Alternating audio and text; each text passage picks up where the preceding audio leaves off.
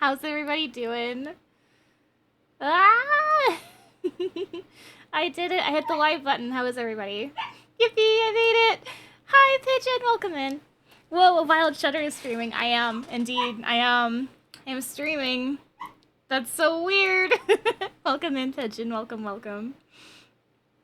We playing an older game today because I felt like it, one, and two, it is technically its 15th anniversary as of next month, I think. Well, since it was developed anyway. 15th anniversary of release won't be until next year, but I wanted to play it really bad. Temperance going psycho in the background. Yeah, she's locked in the cage. So if you guys hear barking, that is why. She is in her cage in my brother's room. But she's being a good girl, I promise. Posture check, thank you for the posture check and the hydrate, Void. I appreciate you. Also, let me say hello to everybody. Hello, Void. Hello, Stardust. Hello, Minty. Hello, Pigeon. Hello, Void. Welcome, welcome in, everybody.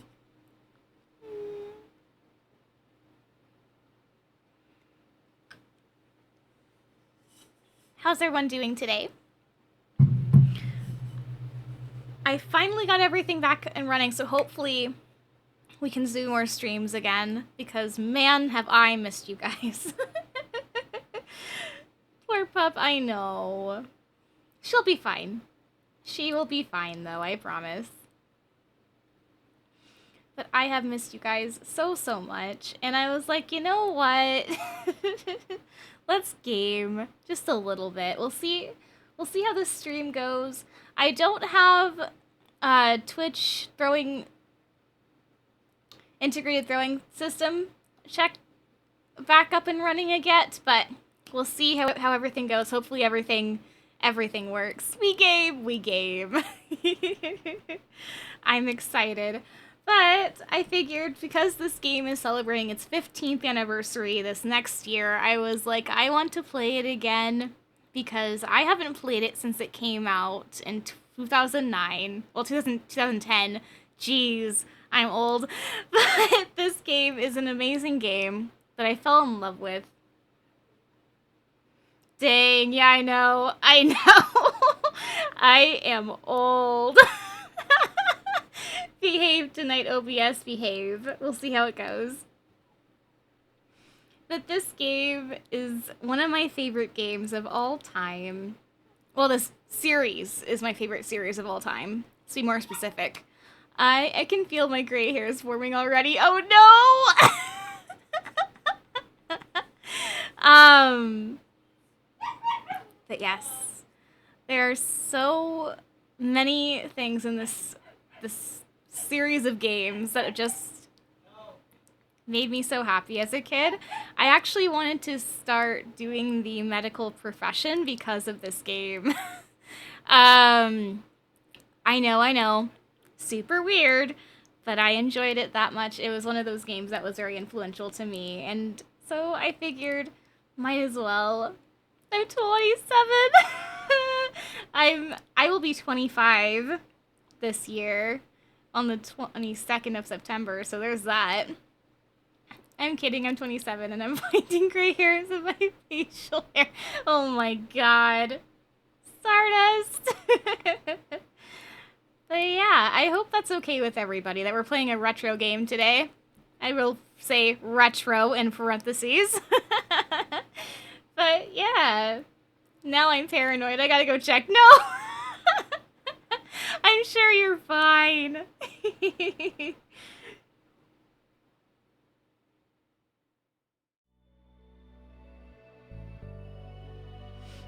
We'll see how this goes. I don't know how volume is. I'm nervous to see how this works out. I think volume should be okay for you guys. Let me know if it's not. But we should be okay. I think.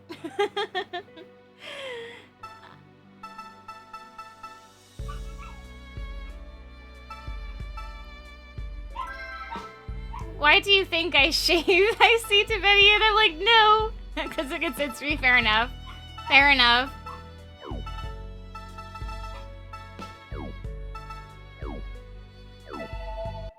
I don't want to load a file. I want to make a new file. Game volume's good? Okay, good, good, good.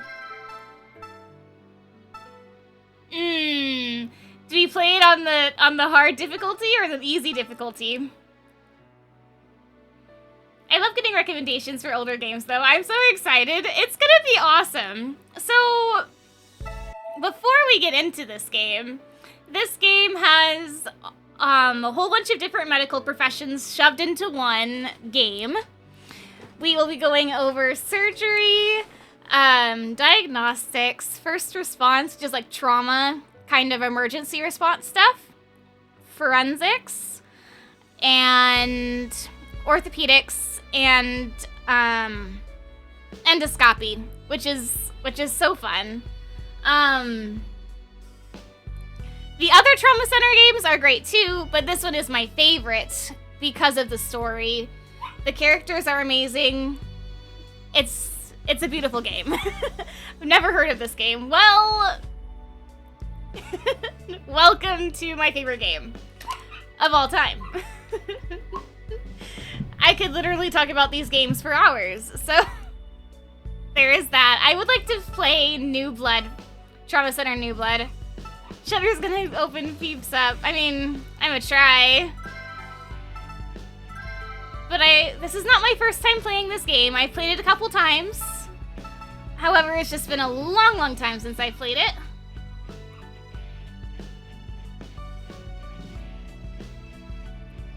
Feels a little loud to me. There we go. Better. But yeah, I hope everyone's okay with this. It's gonna be a little weird as far as this goes, but I'm excited to see how you guys feel about it.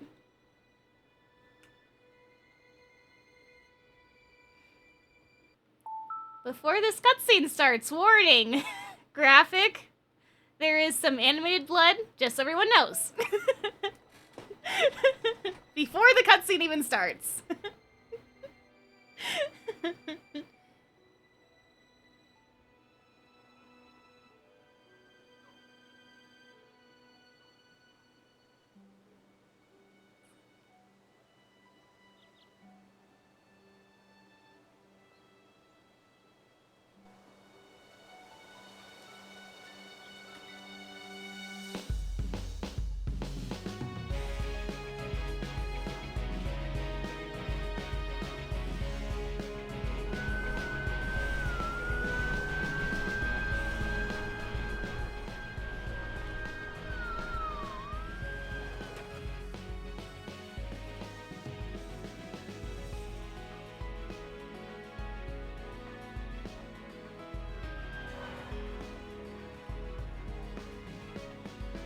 I love the music already. It's beautiful. The soundtrack in these games are so good.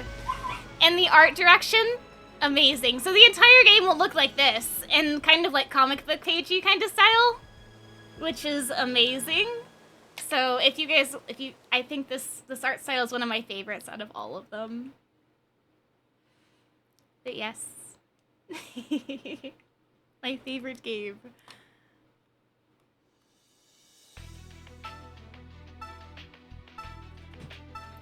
So I'm gonna try my best to play it chronological order. I can't promise that it'll be chronological order, but I'm gonna try my very best to do so.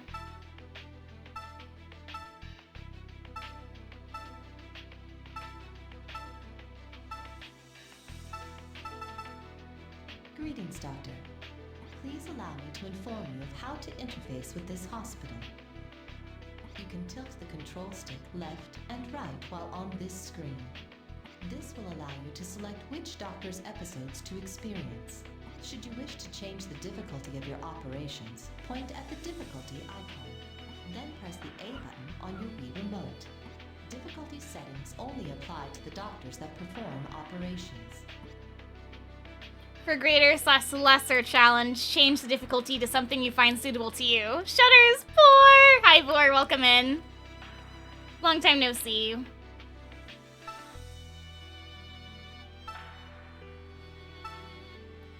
I believe the first ones is this one and this one. So we'll see which one we want to do first. So let me introduce the characters to everybody. Okay, listen, I'm currently eating out for Mother's Day, but if you're still streaming, I'll be here. All right, Fleur, sounds good.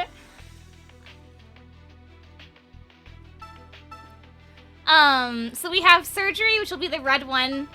First response, which is going to be our yellow. Green is orthopedics. Purple is going to be endoscopic surgery. And my two favorite, I'm not gonna lie, my favorite of the entire game is diagnostics for blue, forensics for gray. Ooh, endoscopic, yes. Amazing stuff in here that I adore so much. I don't want to say too much about the characters because it will spoil things about these characters that's really important to the story. So I'm not going to say anything, but the story is an amazing story and the characters are suitable for the storylines. And I cannot wait to show them to you. Valid, yeah. But I think we'll start chronological. I don't know if we start with diagnostics first or if we do endoscopy first. Because this is, as far as as events go, I think they both kind of happen simultaneously. So I think we'll start with diagnostics first because I'm a little biased toward it. It's my favorite one. So we'll just start here.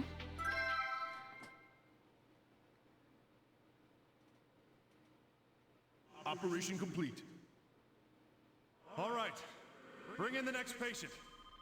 Dr. Cunningham, this patient's convulsing. Damn it, it just never ends.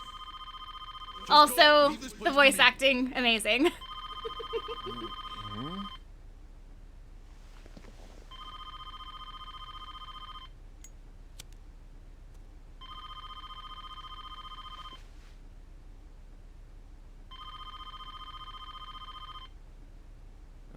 Yeah, I must have dozed off.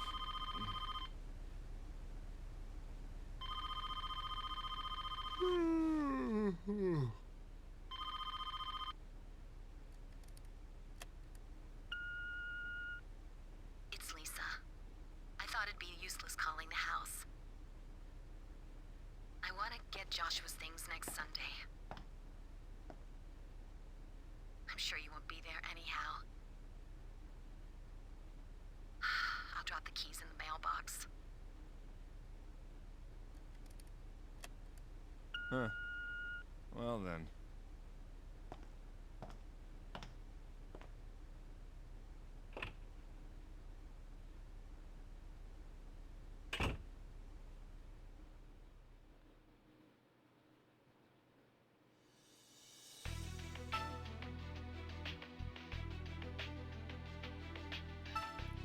And then we'll go through this story as well. Just so we have both of them before we do anything crazy.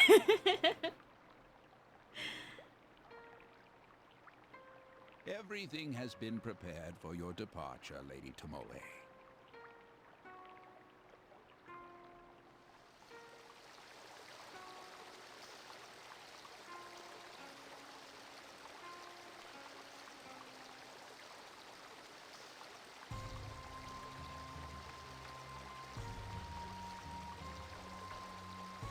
Very good.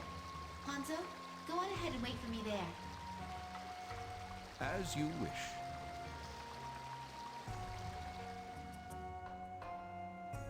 By the 8 million gods that exist to protect this world, I, Tomoe, daughter of Tachibana, shall heed the path of honor. Let the heavens be my witness.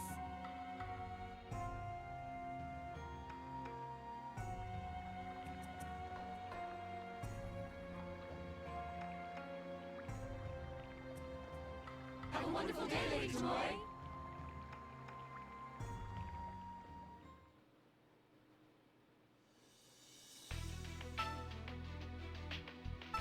Okay.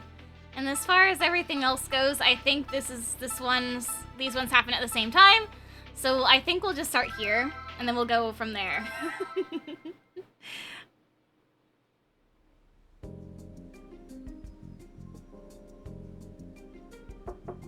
Gabe, I'm coming in. Please excuse us, Doctor. Walking dirt now. This thing's heavy. What's going on? Does this wire go No over one here? told me I'm getting a roommate. Ta-da! Isn't it amazing? The red one goes over there. Let me introduce you to your I've new never done this partner, before. How am I the supposed to- Roni system.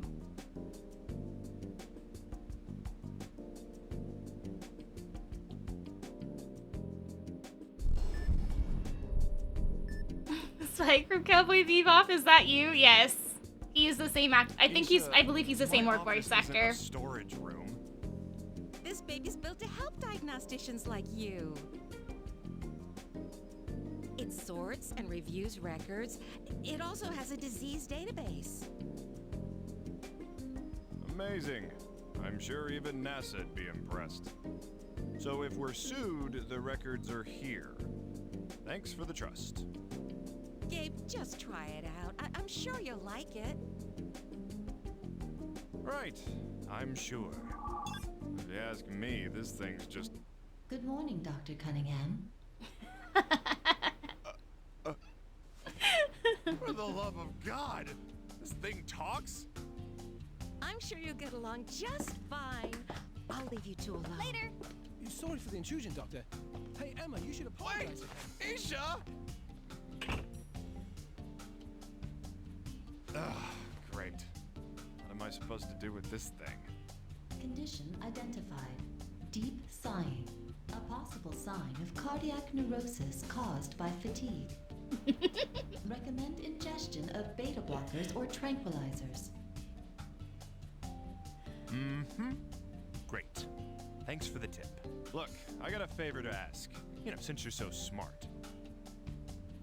Yes, Doctor. What is your request? Just don't talk anymore unless I ask you to, okay? Just sit there like a rock. You got it? Yes, Doctor. But my composition is 82% petroleum processed materials. With my 10% mineral base, I cannot be a very convincing rock. Looks like I got company. Hold on one sec.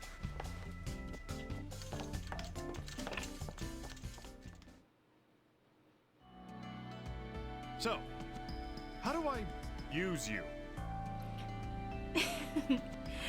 Rick, thank you so much for the follow. Welcome, welcome in. Examine the patient and enter in all observed conditions. Then I will calculate the most probable disease.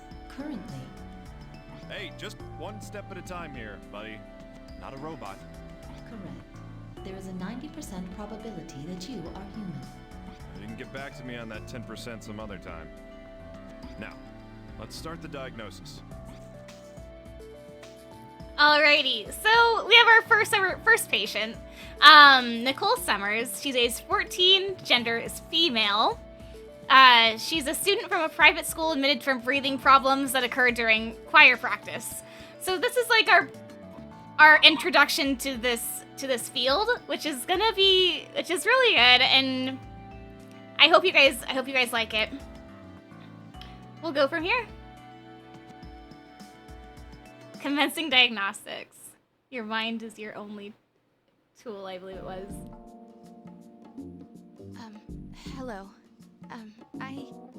Hey, no need to be nervous. Just relax. Oh, okay.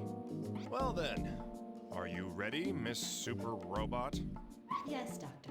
But I am not a super robot. I am a diagnostics assistance terminal. Whatever, just stop talking. And let's start the consultation. Starting exams. Point to the options on the left by pressing A to begin with each exam.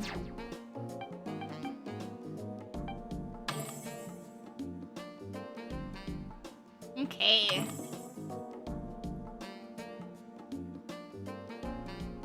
Okay, yeah. Okay, we have to question the patient Let's first. see what you got to say. Why'd you come to the hospital? Oh, yes.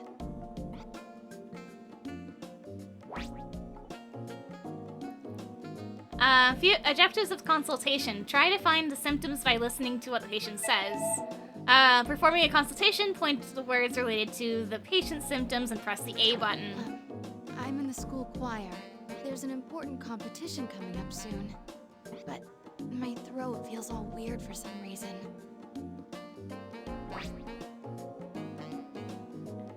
If you make too many mistakes, then you will fail.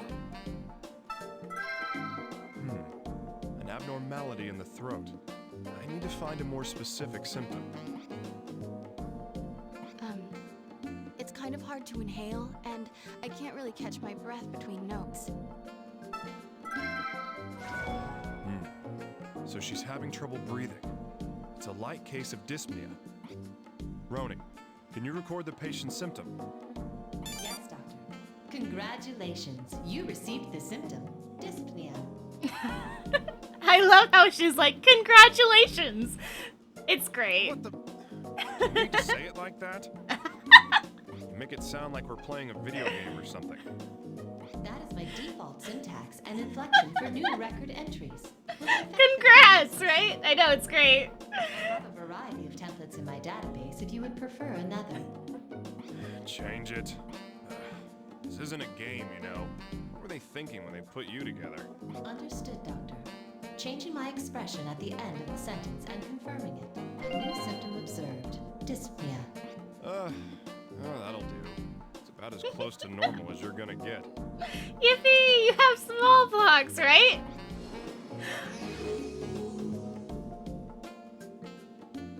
Actually, I had to take the day off from school yesterday, too. I was getting short of breath just sitting still, and my heart would start pounding. Which is not a good thing. We don't want that. So you've got palpitations and shortness of breath, even while resting? What about now? Are you still experiencing these symptoms? Huh? Oh, yes. I've been feeling like this since yesterday. I see. I'll need to auscultate you later on. I'm sorry. Thinking about this is a little depressing.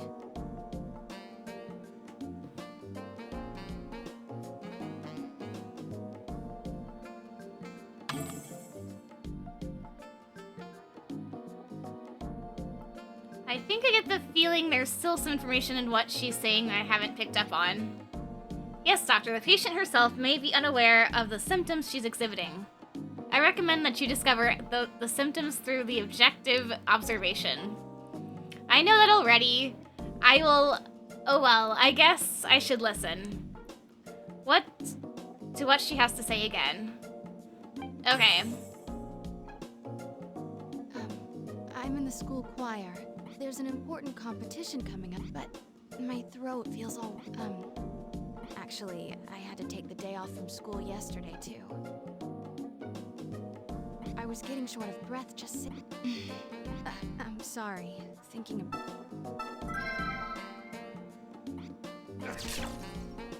Oh, great. Okay, that's one. Oh, but there's something good that's happened. I've never been able to stick to a diet before. Okay. But lately, I've been able to lose weight no matter what I eat. That's an abnormality for sure. Lost weight? Well, she seems rather happy about it. Well, yes, but if it's abnormal to the point where she's, like, not dieting, that's a little weird. But losing weight without doing anything isn't normal. We should add that to the list. Understood, doctor. New Well, symptom yes, observed. but... Losing weight.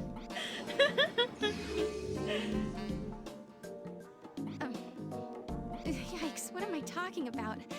Anyway, that's it. Doctor, am I sick with something? All right, that should do it. There's no need for further consultation. Certainly, doctor. Please continue with the auscultation. Signs of palpitations and shortness of breath can be detected by the patient's speech. Yeah. You know, it sounds like you're the one giving me orders. Doctor, the auscultation exam is now available. Okay, maybe we'll do that one next. I want to do observational. Okay, fine. Okay, fine. We'll do it. But it's gonna be... I'm going to take a listen. Could you lift up your clothing for me? Okay. Oh, okay. This is a little embarrassing. Doctor, please express more consideration when examining patients of the opposite gender. The social and legal intricacies of such interactions call for greater care to avoid unnecessary risks. One of the reasons why I didn't want to play this game on stream is because of this specific thing. Hey now. But, you know. Just using a stethoscope. How else you expect me to examine her? Hopefully I don't get in trouble for it. What is this game? Hi, Koblo. This game is called Trauma Team. It is a very fun little game where you play as it is 6 different doctors in different specialties. This one specifically is diagnostics. So we're trying to figure out what exactly is wrong with this patient. Oh, I'll be alright. Oh, look. You just made this whole deal even more awkward for her. And welcome in, Koblo. How are you doing?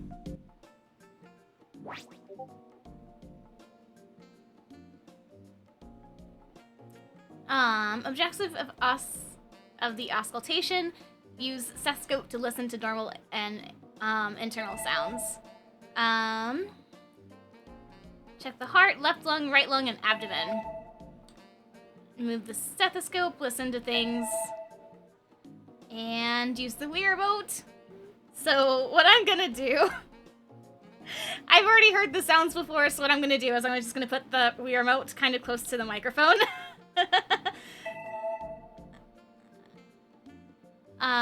We'll see how it goes.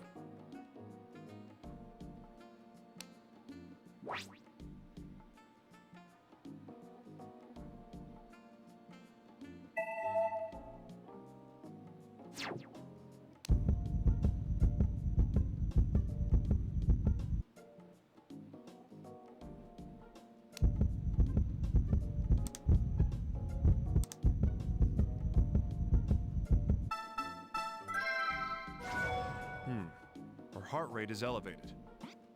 Roni, record that symptom. Yes, doctor. New symptom observed. Increased heart rate. Or tachycardia, yep.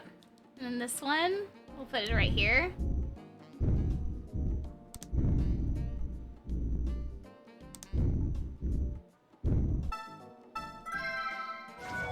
The patient's breathing pretty rapidly. Roni, make a note of it. Yes, doctor. New symptom observed. Fast breathing. I wonder if it's the same on this side. Yeah, it's the same on that side, so nothing's different there. This side.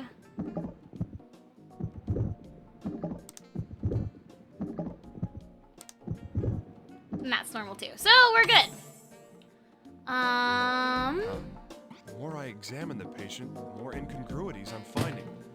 Let's see. Time to check them out with a visual exam. That's so cool, right? You can hear the different things according to what it is. It's very interesting.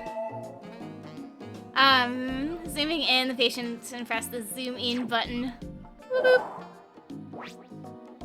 Abnormalities while zoomed in. When you find an abnormality, press the A button to examine further. Visual examination of the abdomen. Point at the patient's abdomen and press the A to examine it. Okay, we don't have to worry about that because we already saw what her abdomen looks like. She's fine as far as that goes. This, however, is kind of concerning. Her fingers are a little bit shaky right there, so that's a little worrisome. Wow, her fingers are pristine. When I was a kid, my hands were always filthy. Her hands are trembling. That's not a good sign. Roni, make a note. Yes, doctor. New symptom observed. Trembling fingertips.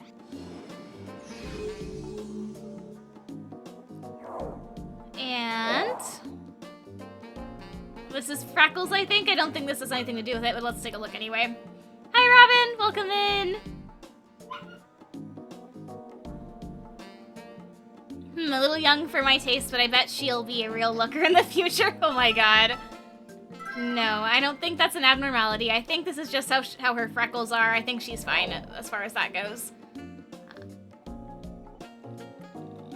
And then I don't think there's anything else we can look at as far as that goes. unless there's like this little thing right here. That's a little worrisome right there, those little bruise. There appears to be swelling on her neck. All right, I'm sorry, but I need to touch it just a little. Oh, yes, please do so. I see. Does this hurt? And this is roughly where the lymph nodes are, so it could be swollen lymph node or something there. Oh, hey, Citrina, you're playing Trauma Team? I looked into this series and found it was, this was that game that sort of affiliated with the fan base. What do you think of it? Alleviated the fan base? I kind of enjoy it, actually. It is one of my favorites, Robin. I understand why people were alleviated from it, because it's, as far as gameplay goes, it's not like the main other ones, because the other ones are more surgery-based, but this one I think is a little bit different, and I enjoy that about this game specifically. What do you like about it? I really like all the different aspects of it. You have the surgery, the regular general surgery, you have first response, which is kind of like emergency stuff, and then you have like orthopedics, endoscopic research, diagnostics, and forensics. My favorite part of it is the forensics part. The surgery part is really good as well. And then diagnostics is just it's a fun way to do it. It's like a puzzle solving kind of thing for me. I enjoyed all of it, but I can understand why people think it's not as strong as the other ones, just because it doesn't focus on one specific thing. So, but that's just my opinion. A lot of people think it's not as great because it splits between all of the 6 different specialties. But I think that's one of its strong suits. Personally, it's kind of like, Robin, if you think of it this way, it's kind of like how Lady Layton in the Layton series. It's like that to me. I heard redirecting focus away from surgery was not popular, but I haven't passed judgment on it. Sometimes people aren't willing to try new things. Yeah, which I think is super sad, because this game has a beautiful story that I will not spoil because it's so good. And not only that, but the different aspects of all of the gameplay is just amazing to me. But anyway, I could go on and on about this game for hours. But yes, it's one of my favorites. Well, I think we should do a CT scan. Roni, make arrangements for image analysis. Yes, Doctor. I am initiating the approval process. Please designate a date for this procedure and list any other pertinent details. What? It's for today. Immediately, right now. Capiche? There's got to be an open slot for her. Doctor, are you aware of hospital regulations? No one ever got better by following regulations. Now hurry up and do it. Yes, Doctor. Request sent. New symptom observed. Swollen neck. Also, the CT exam is now available. I never tried Lady Layton. I tried one of the Layton mobile spin-offs, and it was just disappointed that it didn't have the same depth. Yeah. Did you try Layton's Mystery Journey? Not Layton's Mystery Journey. The Layton Brothers Mystery Room is what it was called. Is the mobile spin-off game. One of them. I didn't avoid Lady Layton. I just fell off the series before that, I think. Understandable.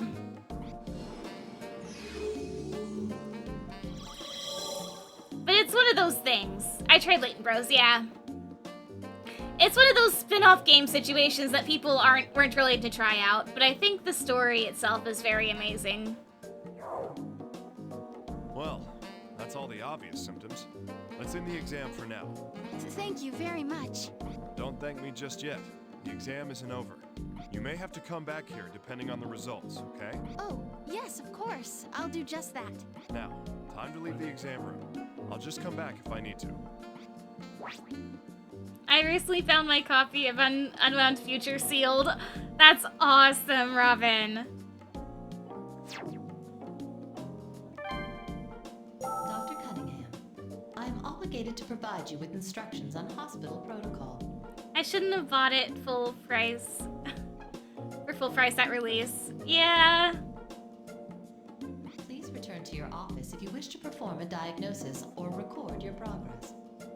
It might be worth what I paid for it, though. Probably, yeah. Also, the preparations for the CT examination you requested earlier have been made. Please proceed to the image analysis lab if you wish to check the results of the exam. I'm not an intern, Roni. I know how this hospital works. Alrighty. We have the office, and we have the imaging lab, and our exam room. Basic things. I think I got it when I had a full-time job in no time. Fair. It's allotted for doctors to confirm and review images of their patients. The CT's ready, right? Well, let's check it out.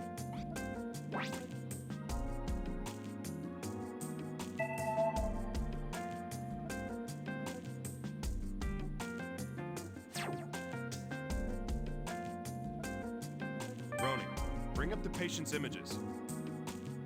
Yes, Doctor. Now opening the image files. Apologies to take away from the main game, but which Layton game would you recommend for it to a new player?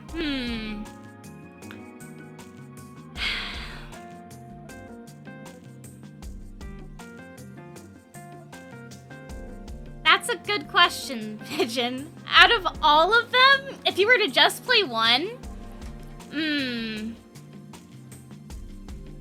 I think it would be Diabolical Box. The second game in the first trilogy. Yes, I know the first game should be my first answer, yes. But the first game is one of the, I personally had loads of fun. Then, the Get Go with Curious Village, yes. But if you're looking for a good story, I would suggest the second one, just because it had more of a chance to develop the franchise as it is. And I think yes, Curious Village is really good. I don't recommend the first 6 elements by default. By default, I would not. The Curious Village is great. It's an awesome game, but Diabolical Box is more rooted for the series. It has a better story. The puzzles are more encapsulate the story and give it more life. Whereas the Curious Village puzzles are more, here's a puzzle, play with it, do as you will. The story was good in the second one, but the gameplay frustrated me a little bit. It was mostly taking place on the train. Yeah, that can be frustrated for some, but I think because it kind of adds a new element to the gameplay in general, I think that's what makes it the strongest of the 3 main trilogy. Of course, my personal favorite is Unwound Future, which is the 3rd game, but it really depends. As a starting point, I would not pick Unwound Future just because you need a little bit of backstory on Layton and Luke before you even touch the 3rd game to make it more impactful than it should be that way. The 3rd game is just a very impactful game, and you won't really understand it if you don't play the 2nd or 1st game first. But that's just my opinion. 2nd had better music though, because they added the melodica for real, or at least more of it. Yeah, we love the melodica. But I would suggest the 2nd game, Diabolical Box. Or Pandora's Box, depending on where you're from. Dr.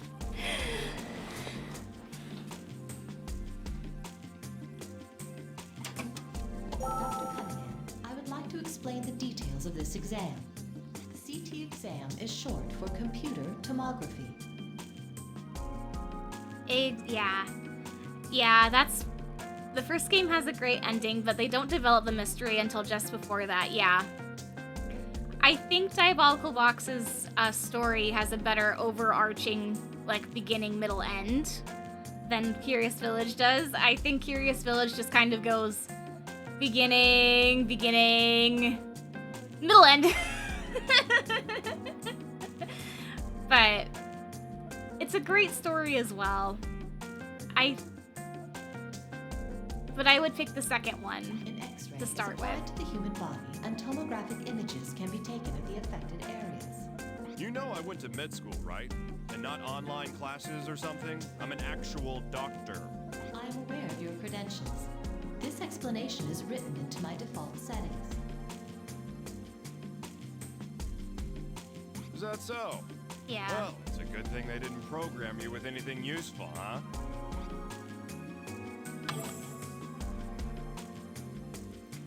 These images are of the patient's neck. In other words, they're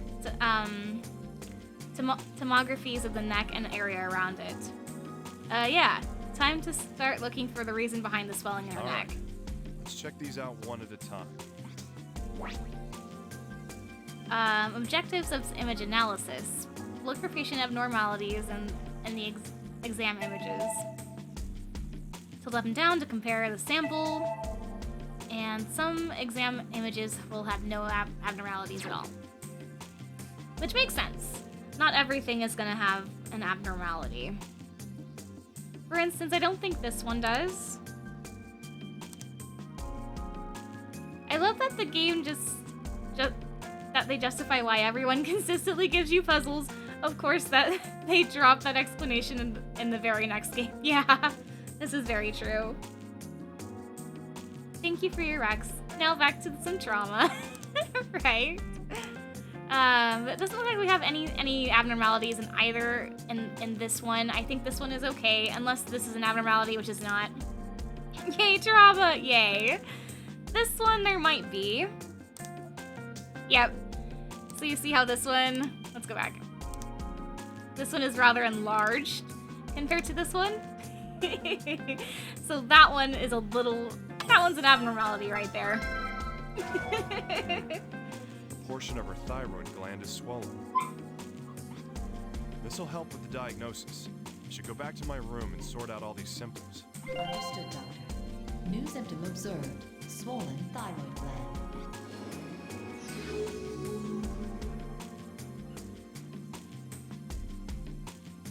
And this is the vertebrae, for those who are curious what this is. This is the vertebrae. I love looking at images like this. I'm weird, okay? Back, and then we'll get out of here. I've already found all the clues I need. No use in coming back in here now. Indeed, Doctor, please return to your office and proceed with diagnosis. We are all unique. Very true, very true. Office. Well then, time to narrow down our candidates from these symptoms. Start diagnosing. Point to Roni and press A to begin the diagnosis. Saving the game to save at the save and press the A button and the A button to talk and move locations. Okay. I bought this game. Was very disappointed. Was excited to see it titled Trauma Team, only to discover that the goal is to relive trauma, and I wanted to co-host trauma. No, unfortunately. I just love how we have like potato chips, pizza, and like coffee on the desk.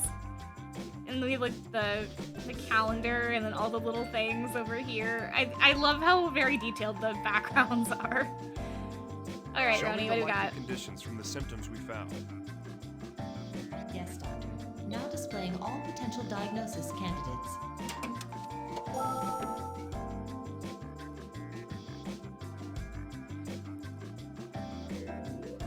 The disease and the symptoms we've discovered apply to are... Okay. Painless thyroiditis, which is like inflammation of the thyroid, Graves' disease, Plummer's disease, iron deficiency, anemia, alcoholism, hyperventilation, ventilation, which is like breathing really quickly. If this were a police drama, they'd be required to have empty Chinese food boxes on their desk.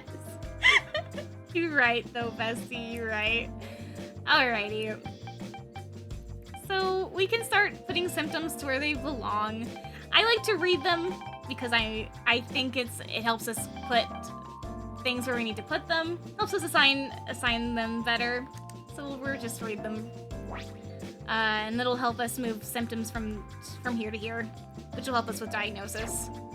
A condition in which thyroid gland has been destroyed. The release of thyroid hormones into the bloodstream causes hyperthyroidism, which is what I have, actually. In the onset of the disease, the thyroid glands swell, which can be confirmed through the visual examination as swelling on the neck. In some cases, the swollen thyroid gland places pressure on the respiratory tract, causing difficulty breathing. Increased hormonal levels in the blood cause increased heart rate and heavy breathing. Other symptoms may arise that may arise include trembling fingers and weight loss. Analysis exam will reveal abnormalities such as low TSH level, high FT3 level, and FT4 level. Almost no uptake in radioactive iodine can be confirmed in scintigraphy. Alrighty. I'm a bestie, Wee! Yes, you are a bestie, Robin. Swollen thyroid gland, which is what we have here. Swollen neck, also there. Trembling fingers, there. Weight loss. I believe difficulty breathing is on there. Increased heart rate, tachycardia. And we have, which other one? Heavy breathing. I don't think, All right. yeah. All Okay. the symptoms seem applicable to this candidate. Doctor, it is possible there may be more candidates which match the patient's symptoms. I advise checking the symptoms against other candidates as well. Did I say I was finished with my diagnosis? I was about to do that. So that's just one possibility. But we have 4 other things that could be assigned to that. Graves' disease. Dang, right? Yeah, it's very fun. Graves' disease, a condition in which antibodies in the thyroid gland cause swelling of the thyroid gland, swollen thyroid gland, and excessive thyroid hormone production. The entire thyroid gland swells. A visual exam will confirm swelling on the neck, swollen neck. In some cases, the swollen thyroid gland places pressure on the respiratory tract, causing difficulty breathing, which is going to be tachypnea, or increased breath, and dyspnea for difficulty breathing. The hormonal increase causes increased heart rate, which will be tachycardia, as well as increased breathing rate, as well as trembling fingers and weight loss, which are both there. This candidate seems quite plausible as well. That is not entirely unexpected, Doctor. It happens quite frequently. We should continue checking the other candidates and narrow down the list of matches. Yeah. Let's keep going. An analysis exam will reveal abnormalities such as low TSH level, high FT3, high FT4, and an MRI exam will show swelling of the muscles around the eyes, and the entire thyroid gland will show an increase in radioactive iodine intake. So this is also a possibility. We need to check these couple things and see what that does, if that's possible. Plummer's disease, condition in which benign tumors on the thyroid gland cause an excess of thyroid hormones to be excreted, and swelling of the thyroid gland and swelling on the neck can be determined through visual examination. Shutters, I ran across the cutest Modest 11 VTuber 11 swimsuit, just added to free download from Booth for a few months late. Oh well. All good though. In some cases, the swelling thyroid gland places pressure on the respiratory tract, causing difficulty breathing, which is going to be our tachypnea and dyspnea. The hormonal increases cause increased heart rate with tachycardia and increased breathe rate, as well as trembling fingers and weight loss. Yep, this one's a match too. That's 3 possible candidates. I agree, Doctor. However, these are all thyroid gland diseases. Yeah, I know. There's a good chance the patient's got a thyroid problem. Roning, let's move on to the definitive diagnosis. Get approval for the necessary exams. Yes, Doctor. Would you like me to submit immediately for the date and time? Yep, you catch on fast. I'm sending the request now. An MRI exam, a scintigraphy exam, and an analysis exam are now available. An analysis or exam will reveal abnormalities such as low TSH, high FT3, high FT4, and the scintigraphy will confirm the abnormal uptake of radioactive iodine in tumor areas. We might as well look through the other ones just in case. Iron deficiency anemia condition caused by when an insufficient red blood cell supply is created due to an iron deficiency in the body. This tends to occur in young women with low iron intakes due to an unbalanced diet. Common additional conditions include typical symptoms of anemia, such as lack of energy, increased heart rate, which is tachycardia here, low blood flow through the face, and rapid breathing, which will be tachypnea, rapid breathing, difficulty breathing, dyspnea. And that's all we got on iron deficiency. Very, very slim chance that it'll be iron deficiency. Alcoholism. The human body, it's like a jigsaw puzzle, only squishier. It really is. Come on, that's impossible. Doctor, if I may, there is no objective evidence to deny this condition. The symptoms are consistent with it, so it must be a viable diagnosis candidate. Come on. Do not be fooled by the patient's appearance. Remain calm and objective. You just don't get it, do you? Alcoholism, a physical and mental dependence on alcohol intake. Patient is faced with pathological urges to consume alcohol. Lack of alcohol can cause conditions ranging from increased heart rate, tachycardia, to sweating, headaches, psychological conditions such as hallucinations, and other nervous system conditions such as trembling of the fingers, which is this one, which is not so, because we don't have any other things it could be attached to, is very unlikely. Hyperventilation, a period of increased breath rate due to psychological anxiety, which is going to be our tachypnea. Most patients with condition are young females, along with difficulty breathing, which is going to be dyspnea. Patients can experience trembling hands, increased heart rate, tachycardia, and using a bag-like object to have patient breathe through their own exhalations can reduce the spasms in order to perform a diagnosis. So it is unlikely to be this one because we have nothing to do with decrease in weight, swollen neck, or thyroid gland. So we're looking at these ones as most likely diagnoses. Now we need something more concrete for our diagnosis. I agree, Doctor. Hopefully the additional exams will be of use. And Dr. Cunningham, I have more information for you. Please head to the examination room to perform analysis exams. Also, the preparations for the MRI and scintigraphy exams you requested earlier have been made. Please proceed to the image analysis lab to check these results. Yeah. I do know my way around my own workplace, Roni. But I think we'll do the blood examination in here later. I think I'm gonna look at the images just for funsies. I was just reminded of a game encountered in a Japanese arcade. Really? Exams have been completed. Perfect. Let's get right to it then. Oh no. Allow me to provide Temperance, I information love you, about baby, the but please exams don't that are bark. now available. She's a sweet bean, I promise. It was the driving game where you were drove on an ambulance. Cute.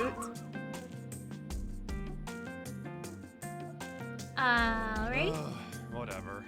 I don't have the energy to even try and stop you anymore. Scintigraphy is an exam where the accumulation and distribution of radioisotopes are made into images. By confirming the uptake of isotopes, the condition of tumors and organs can be analyzed. We're trying to save patients. True, very true. Next, the magnetic resonance imaging exam, or MRI exam.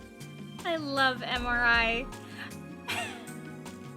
Fun fact about MRIs, I'm actually allergic to the contrast that they use for MRIs. It uses magnetism to take cross-section images of the human body. You had to drive fast, but if you hit too many bumps, it would hurt your patient. So yeah, the patient's life matter Meter is was your timer. Fair enough. Too many bumps. Yeah. Oh my god, really? Yeah. I am part of the 10% of the population that is allergic to MRI contrast. I didn't figure that out until I had my first ever MRI. That was a time. It is similar to a CT scan, but there is no exposure to radiation. Because MRI exams can yield more detailed images, they are generally used for foci in the head. You're just a walking encyclopedia of things I already know, huh? MRI what now? MRI contrast. It's like a dye. It's a dye that they use specifically in like the abdominal organs, so they're seen easier. I believe it makes one of like I think it makes either the main organs like brighter to see on images. I don't remember which one it is. I'll have to look it up, but it's a dye, pretty much.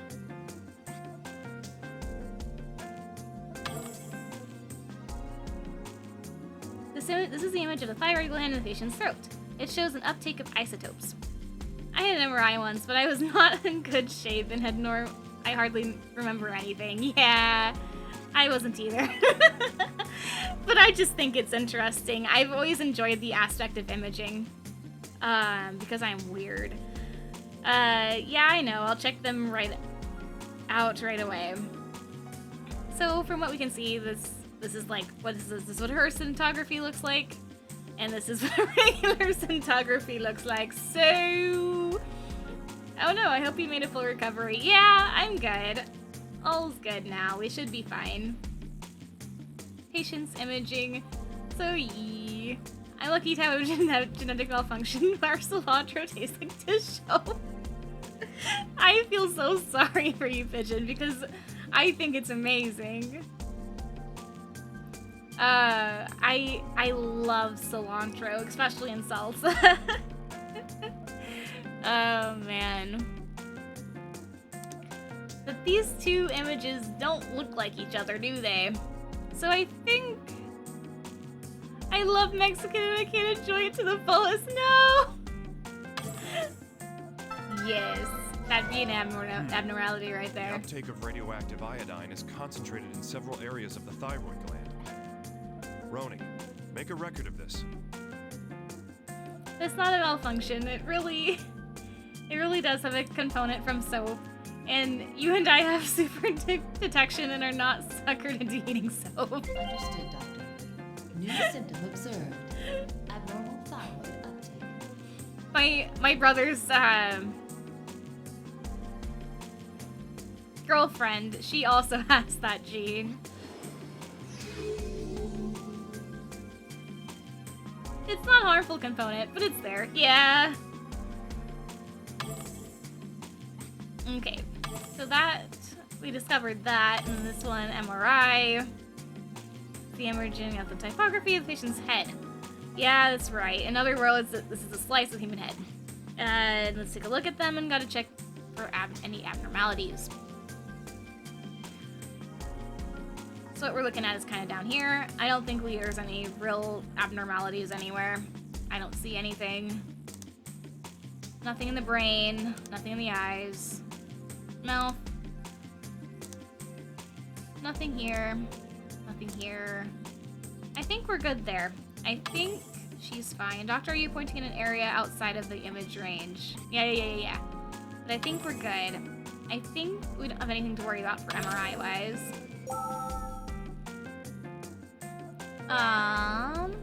Although cilantro may taste good and to others, the description of it doesn't make it sound anything like anything amazing. Well, it's just a spice. It's a different kind of spice.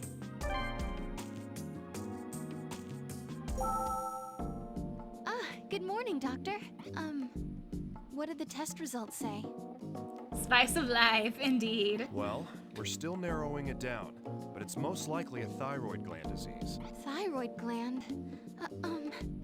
I'm going to be able to sing again, right? If I ever lost my voice. Calm down. I know you're worried, but I'm not finished diagnosing you yet. They just say it makes it taste fresh, but parsley could be described that way too. Yeah, this is very true. Just hang in there until the final results are in. That's true. I'm sorry. Roni, how about it? Is the analysis exam done?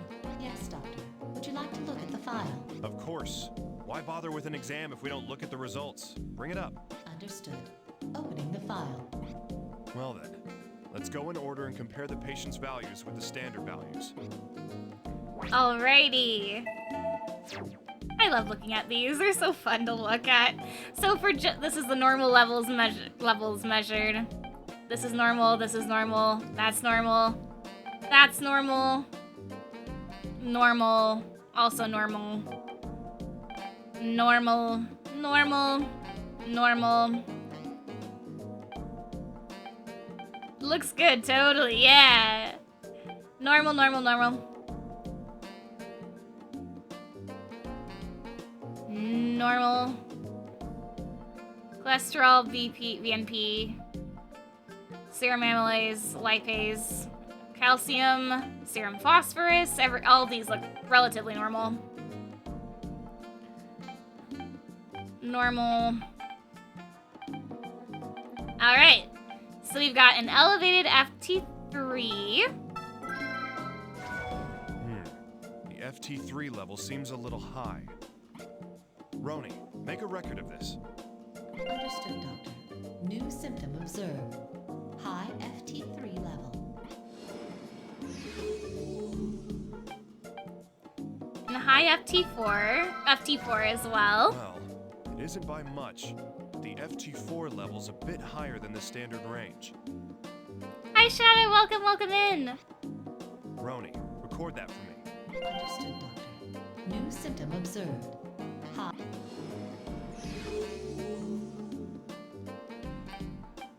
I agree that the forensics is way cool. You're solving a mystery in a way, yeah. It's gonna be really fun.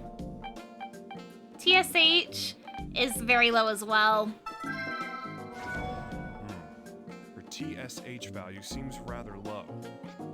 Roni, please record that. Understood, Doctor. New symptom observed. Low TSH level.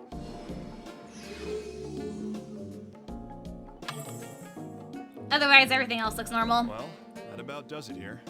Let's go back to my office and continue the diagnosis.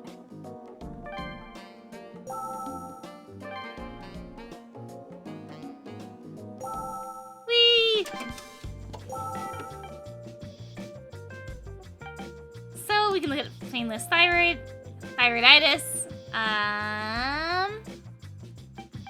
low TSH, high FT4, high FT3, and no uptake in iodine can be confirmed. So there was an uptake. So it's not painless thyroiditis.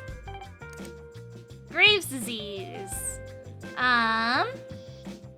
Low TSH, high FT4, high FT3. MRI looks so swelling of the eye muscles around the eyes and the entire thyroid gland will show an increase in radioactive iodine uptake. Oops. I agree that the forensics is way cool and you're solving a mystery in a way. Yeah. House MD is based on the concept of doctors being investigators of sorts. Yeah. So it's not Graves' disease. Plummer's disease is possible.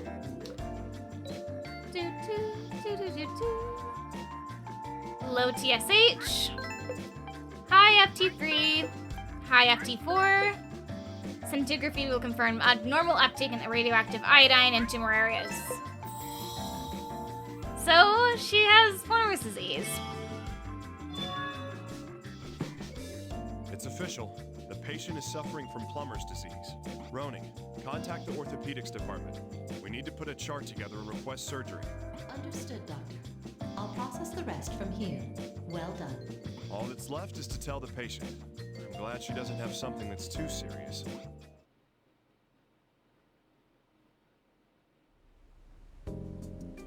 And so, it's just a simple orthopedic procedure. And Thankfully, right? they'll be completely cured? Yeah, of course. Thank you. Thank you so much.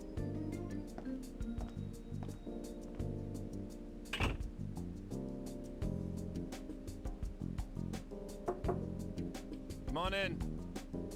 I know. So cute. You again. What do you want now? My, how rude! I am the chief, after all. It's my job to watch over everyone in this ward. All right, just get to the point. What do you want? Would it kill you to be civilized? I just got word from Tomoe. Joshua's operation went well. I see. You're not going to go see him then? The operation's over. Why would they need another doctor? That's not what I mean. What I'm trying to say is... Yeah. What else is on your mind? Here. An invitation? You want me to go to a medical conference? It's a good one. With an after party. And it's in Japan. It's being catered by an Italian chef. I can hardly wait.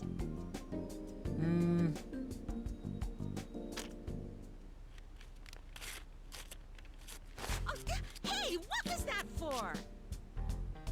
Unfortunately, I don't have time for pointless things. If conferences saved lives, I'd be the first one in line. Oh, and by the way, can you take this to Hank? What? Surgery instructions? Gabe, I'm the chief, not your personal carrier pigeon. Hey, you said it's your duty to watch over the ward. Ugh, fine then.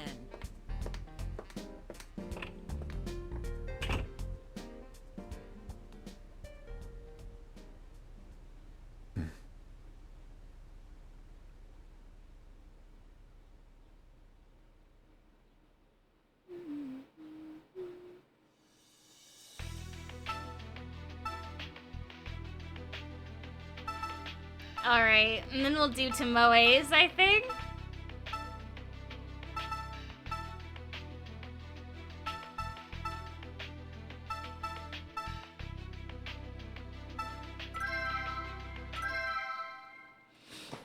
Which will be their first endoscopic one.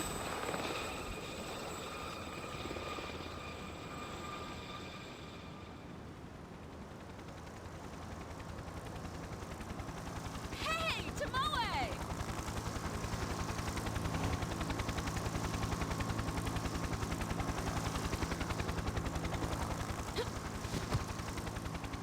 Oh, good morning, Maria. Today's a fine day, don't you think? Yeah. Hey, aren't you on night shift today? You're here early. Yes, Joshua's operation has been scheduled for today.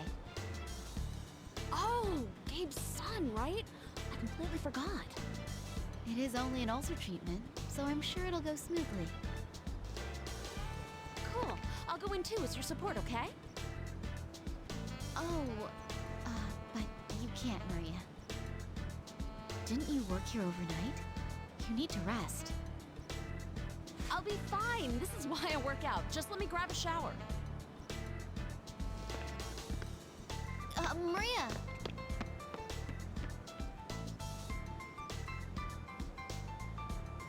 Oh well. Refusing a friend's kindness is not the way of honor. Hanzo, please make the preparations for the operation. Certainly, my lady.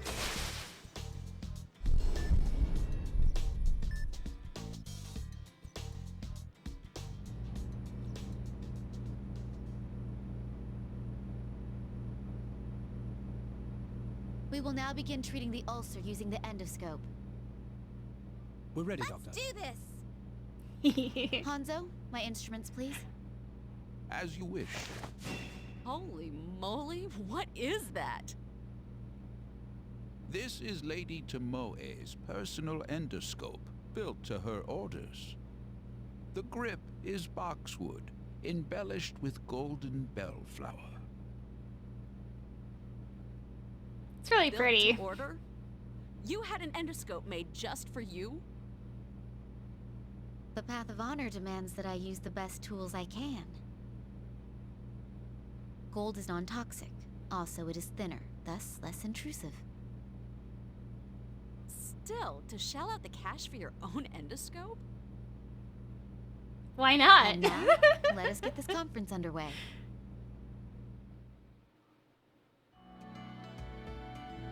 Maria? Joshua's parents today? Huh?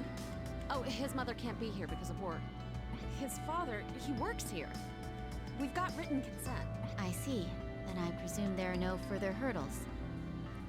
The Path of Honor demands we save this child's life. Right.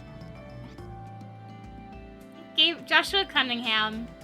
10 years old, male, height is 50.4 inches, weight is 59.5 pounds, treat the ulcers in patient's gastric wall, hemorrhaging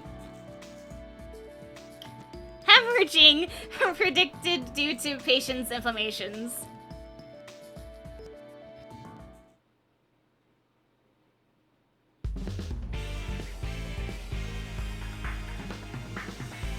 Well then, let's begin the operation. Please do your best. Movement and treatment. Use the endoscope to move to affected areas and treat The view them. ahead is clear. The patient seems to be in good condition. Let's move the camera and take a look around. Driving the endoscope, tilt the nunchuck to direct the endoscope. Okay.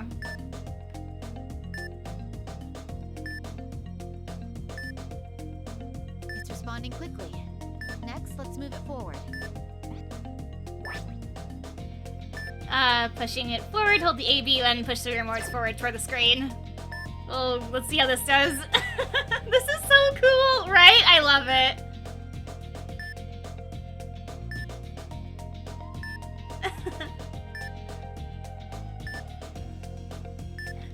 I won't be able to go very fast, but, you know, that's okay. Because I'm relatively close to my PC. Gently as the drifting waters.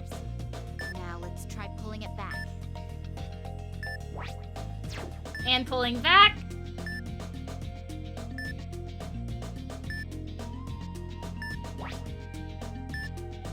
We're taking the scenic route, yeah.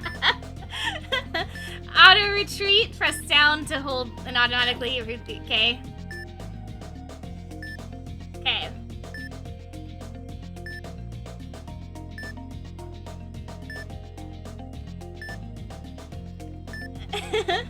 What is the colonoscopy part of this game? I don't think we do colonoscopies. I'll have to thank whoever built it. Well, the endoscope seems to be working fine. Let's begin the actual procedure.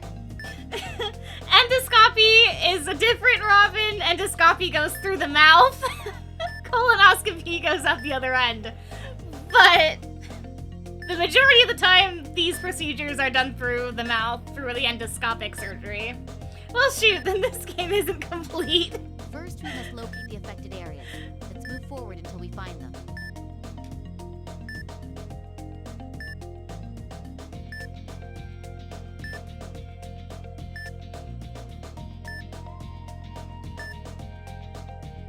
These are blood pools. Let's treat them using the drain. All right. Let's place the drains.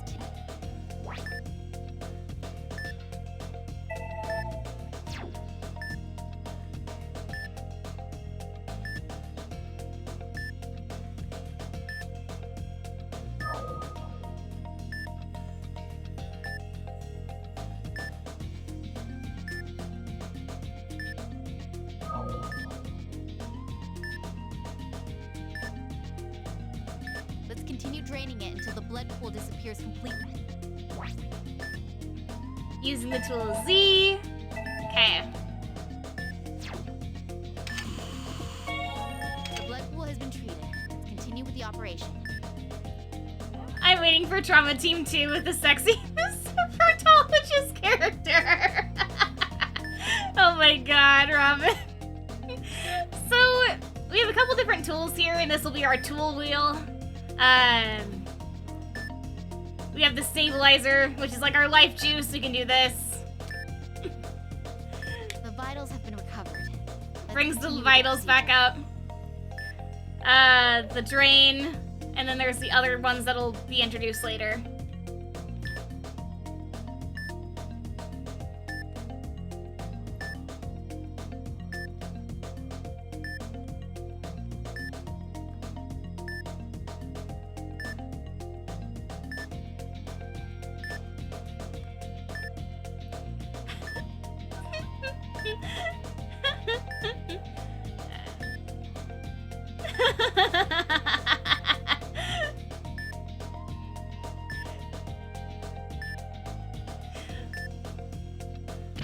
Oop. Excuse me.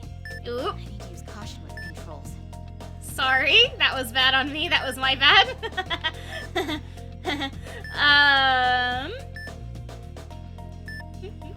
It's very difficult to control. Jump scare. This area is hemorrhaging. Let's use the hemostatic forceps.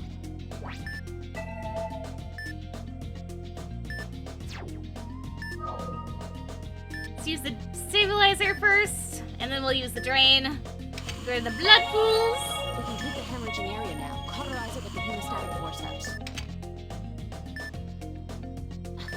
The hemorrhaging's formed a blood pool. Use the drain on it.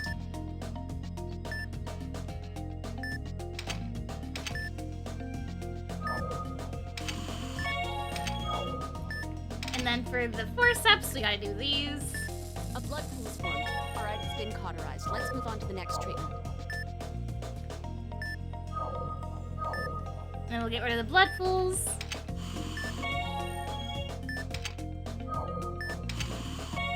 Hemostasis has been completed. Let's move on to the next treatment. The vitals seem low. We should do something about that.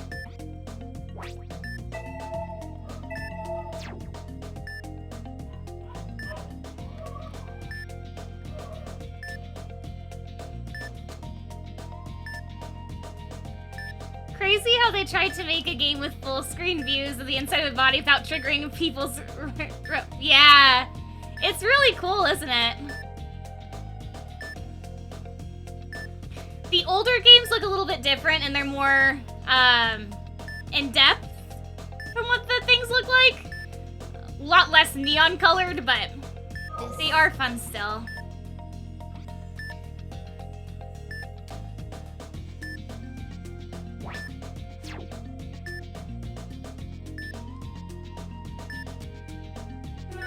All right, the first ulcer's been treated. Watch the amount of medicine you use.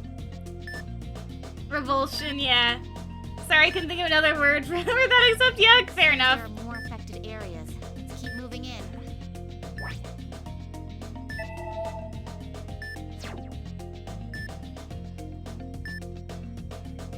Here's an ulcer. All right, we're done treating the ulcers. Carelessness is our greatest enemy. Some ulcers cannot be found visually. Huh? What are we supposed to do then? We'll be using a spray to cause those ulcers to change color. Please remember all that, all right? Okay. Let's see. For example, Okay. I'm going to mark an area that looks suspicious. Let's try the coloring spray on it. Shutters, Annabelle! How are you doing, Annabelle?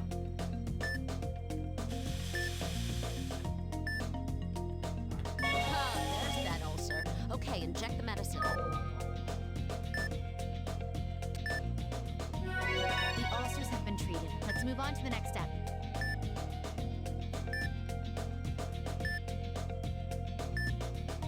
We've reached the stomach.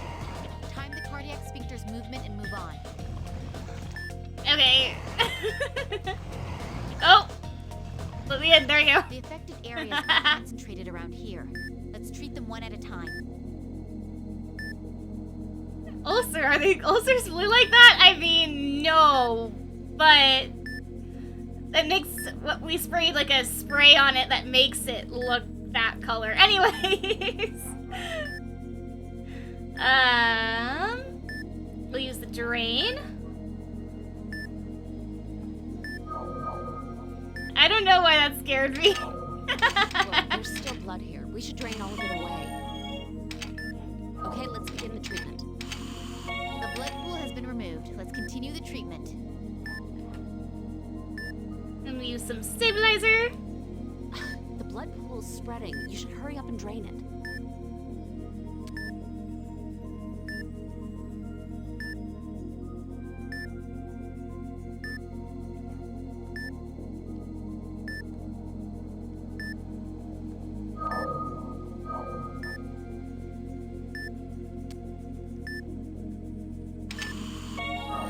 There's still blood here. Whoa, there's still blood here. Whoa, there's still blood here. We should drain all of it away. If we leave this be, more blood pools will form. Hemorrhaging is present. Let's use the hemostatic forceps to cauterize the affected area. All right, perfect. Let's continue with the treatment. Okay. Oh, what's that? That's the entrance. Okay, cool, cool, cool. I was like, what is that? I'm still not fully here yet. Soon. Fair enough.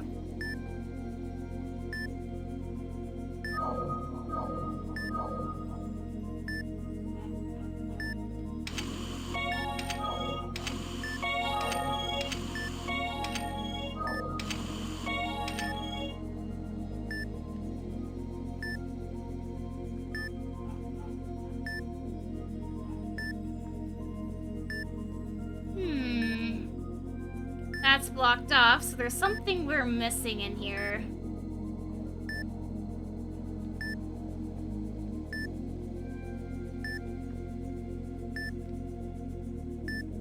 Aha! There you are. A little ulcer.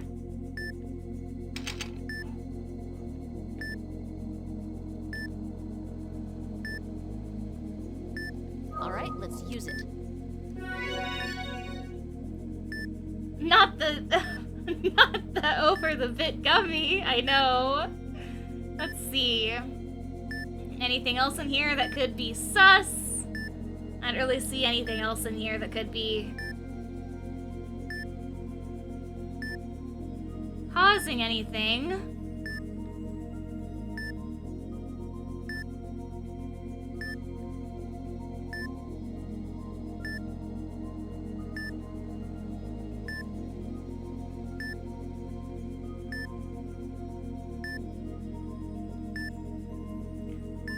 Mom was right. She said to chew your food.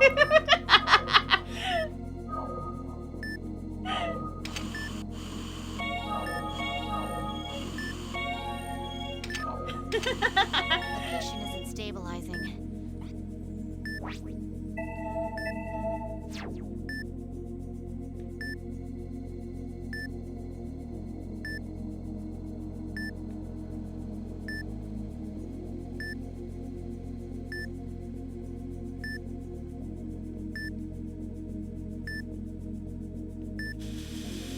There's an ulcer here, too. I guess it is important to search around for them. Procedure complete. Well done, everyone. Whew! Using that thing takes a real light touch. All one needs is the resolve to stay calm. Staying calm? That's the part that tires me out the most.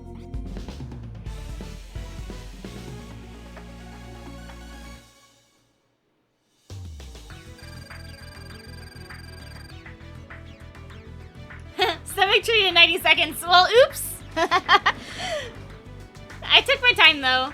Ran into the wall less than 3 times. I'm proud of that. Vitals didn't fall below 15. No bads. Yay! Awesome.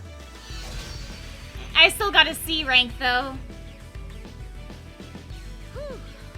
We somehow pulled through. Man, I'm 90 seconds? Yeah. People speedrun this game and it's very fun to watch. Caused so much trouble. If only I'd been able to do it better. Come on, don't say that. The operation was a success. Just remember that. It is very fun to watch people speedrun this, by the way. They're so fast. I could never. Tube has been removed. Vitals are good. Blood pressure normal. No abnormalities detected. Operation complete. I'm sure Joshua will make a full recovery.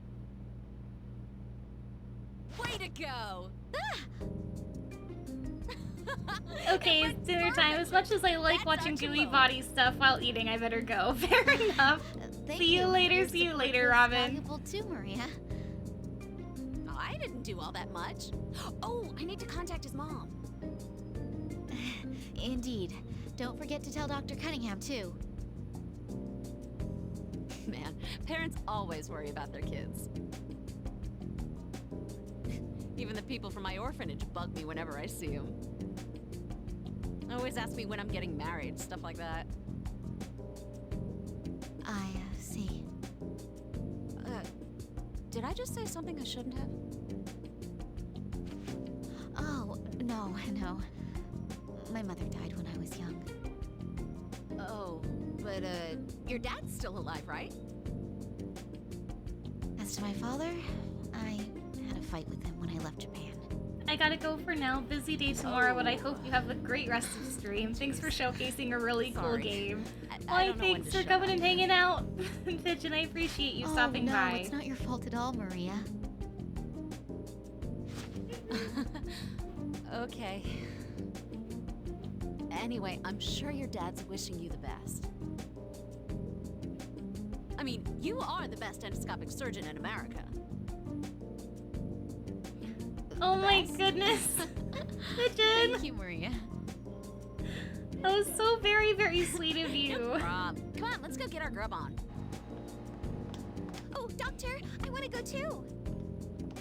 Thank you for gifting Hey, 5 you subs to the reported on it. community. It's One my to turn today. Void, one to Danny What, Bot you guys want TV, Pablo, Clearing Skies VT, All right, and this Lemmy. night's on I me, so appreciate you. drink up. Before I go, aw, thank you so much for doing that, Pigeon. Every one of those that got that sub, you really deserve it. Few Ciao. things satisfy Bye, like a Pigeon. puzzle solved. I appreciate you very, very much, bestie.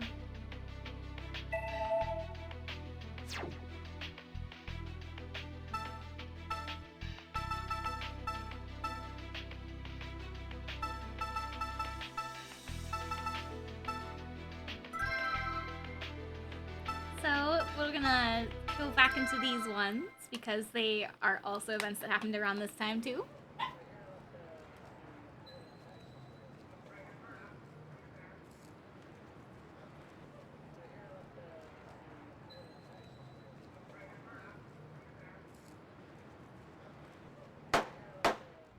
Hurry up and give me the cash! Make it quick! Not so fast, criminal! Who the hell are you? I am the ambassador of love and justice, Captain Eagle. No crime will be tolerated on my watch. What? You masked freak! I'm gonna shoot!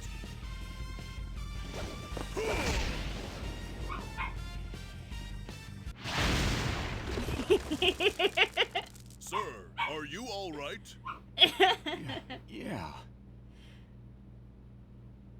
I apologize for the mess. Please allow me to help fix it. And farewell! Hey, wait! This isn't gonna cover the damage?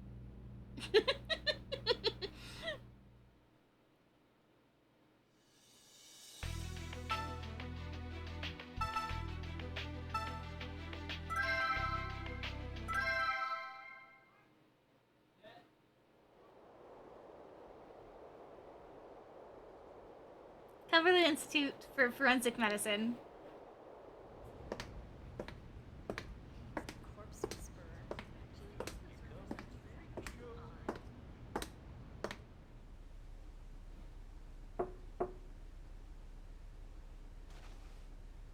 Ah, come in. Did you call for me, Enter Chief my Wayne? favorite character in the entire series. Ah, good morning, Naomi. It seems the FBI needs your expertise. I'd like you to head over to the scene immediately. I'm a medical examiner, not a police officer. Don't be like that. I can't just turn the government down. Fine. Well then.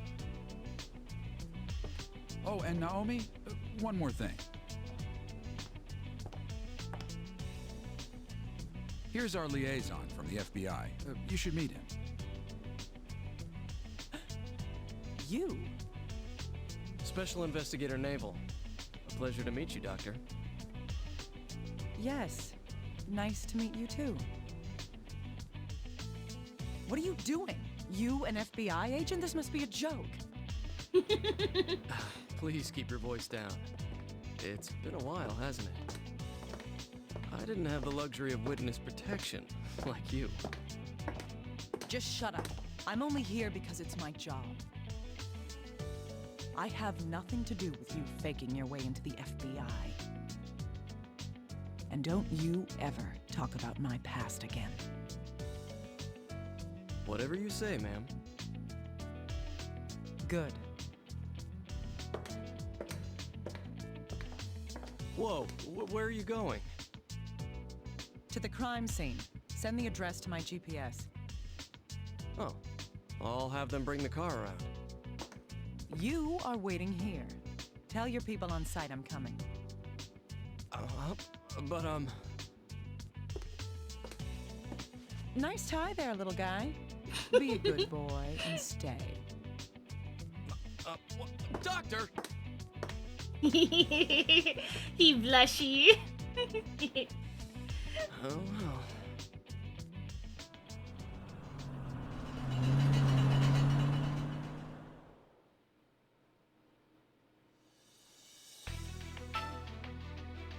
I can tell he's gonna be like a Kenshi, isn't he? A little bit, yes.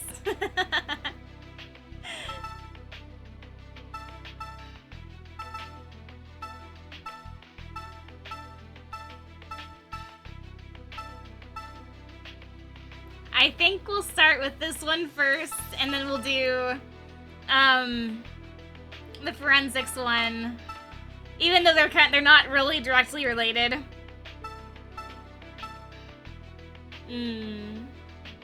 Locked room mystery, though.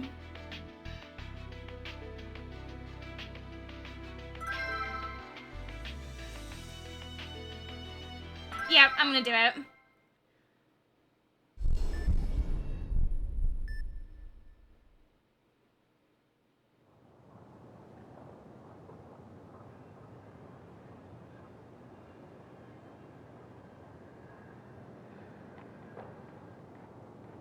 We've received word about you.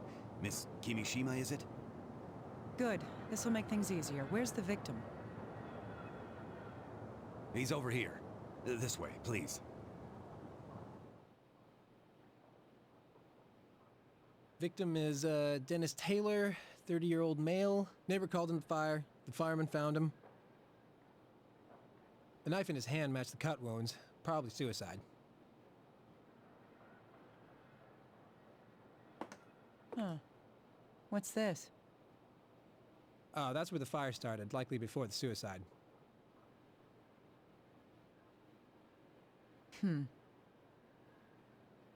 Miss Kimishima?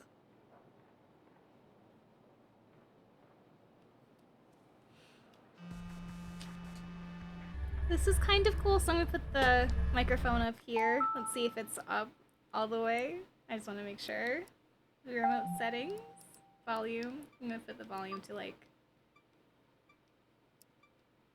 here. Yeah.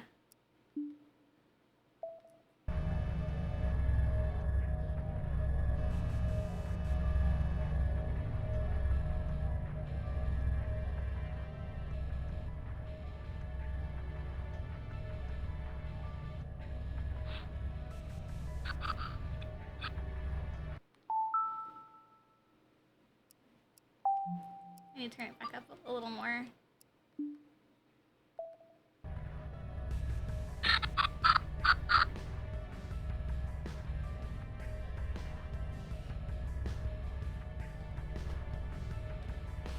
Why is her smoking a red smoke? Well, to explain that, it's kind of like the corpse's last are you message, feeling all right? or the victim's last message before they died. This was murder.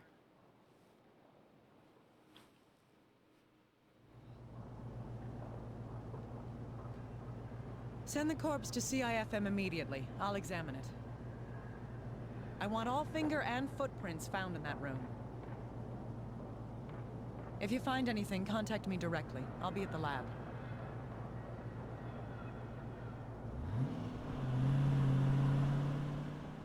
What was that about? Well, she does work at the forensic medicine laboratory. Supposedly, she solved a lot of cases for the FBI. The FBI? That's right. That means we need to keep out of this. Come on, hurry down to the car for the fingerprint powder. Oh, right away.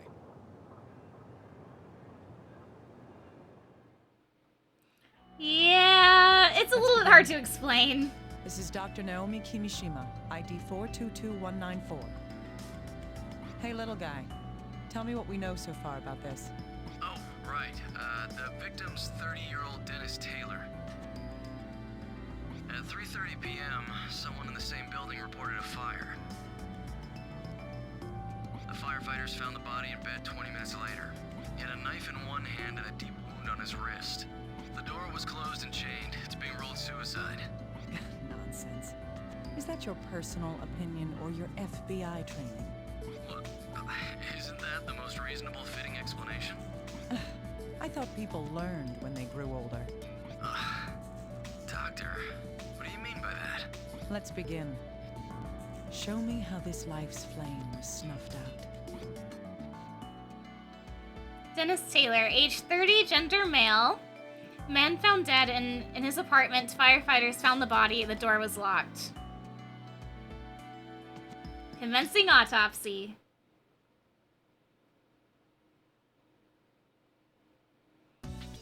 This is my favorite game mode, though. I won't lie. These cases can be a little bit long, so understandable if anyone needs to dip out, because these ones can get really, really long. Now let's first take a look at the corpse. I've had the body taken to the evidence room. You're free to examine it whenever you want. Alright, I'll head over. Over there right now. Dr. Kimishima, one more thing before you go. What now? The information that we know up to this point has been sent to your computer. If you don't mind, would you please check that out? Alright. I'll take a look at my computer then. Viewing the computer, point toward the monitor and press A. Saving the game, point towards the save in the lower right and press A. The voice recorder, and we have a computer, and then that's ways toward the lab.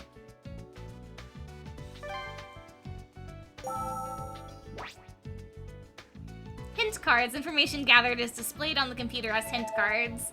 Grab a card with the A and B. Release the card on the top right. Practice by analyzing the knife hint card. Okay. This is basically our evidence so far that we've collected. This is the deceased voice. Dennis Taylor's last words, stop, you, no. So basically, the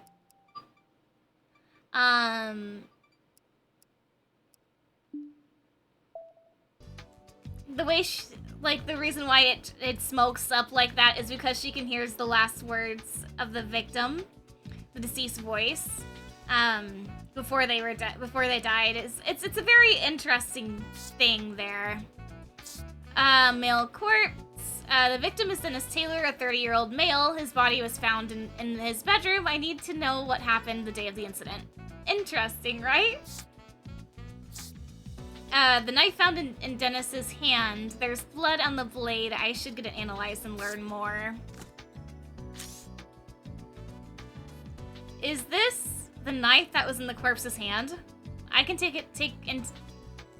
I'll look into it over here. Can you give me some time? Yeah. So this... oh my god, it's his me! Yes, it is his me. That's funny.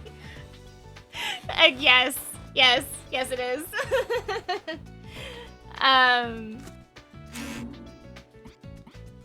Okay.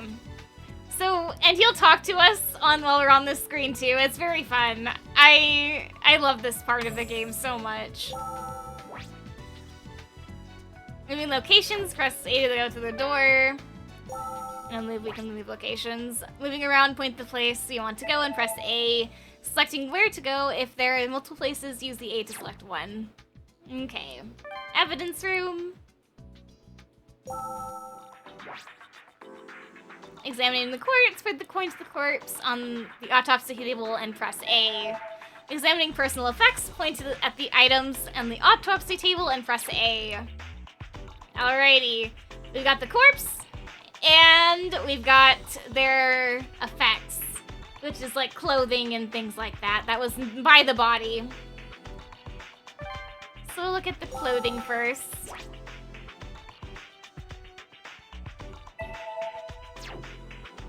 Let's look at the personal effects. Time to look at some dead bodies. Don't come after me, Twitch. No, please don't. It's fine. We've got some blood on the sleeve here. The deceased was wearing a white dress shirt. There are blood stains on the left sleeve.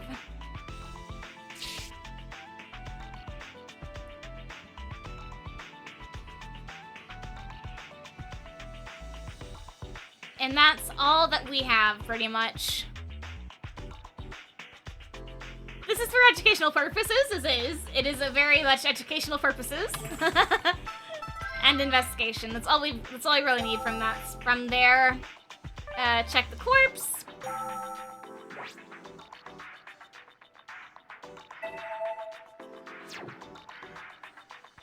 Examining the corpse. Alrighty.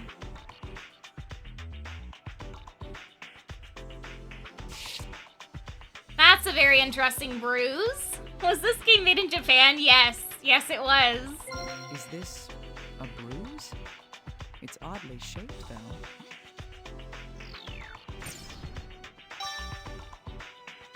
Flower-shaped bruise was obtained.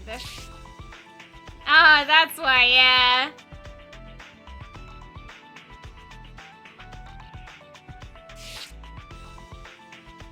Redness in the eye. Okay, then we should be safe then. Yeah, we should be safe. And there's something odd about the eyeballs here. Ooh, answering quizzes! Select the answer and press the A button, and then select OK.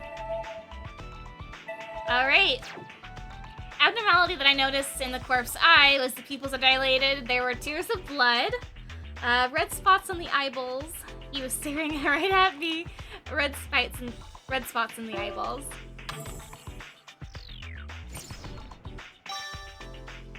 Yes, there appear to be spots of hemorrhaging in the eyeballs. This isn't a common condition. Perhaps I should ask Little Guy about it.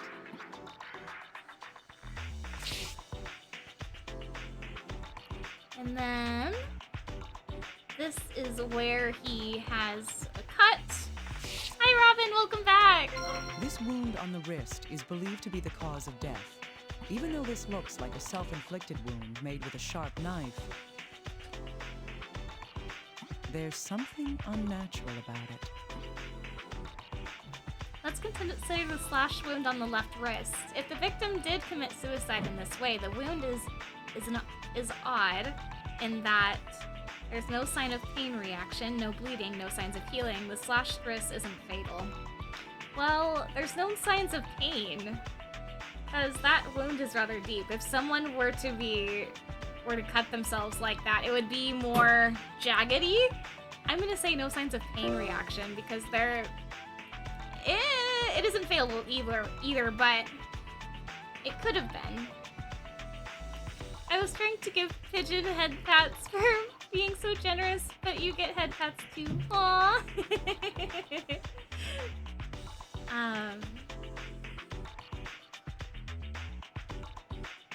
But I'm gonna say no sign of pain reaction. Wounded wrist. That's right. There's only the one wound on the wrist. A single slash, deep enough to reach the artery. No matter who it is, pain is an immediate response to a cut. No one should be able to make a single cut this clean and deep without flinching. I can't say this is proof of homicide, but I can't ignore this incongruity.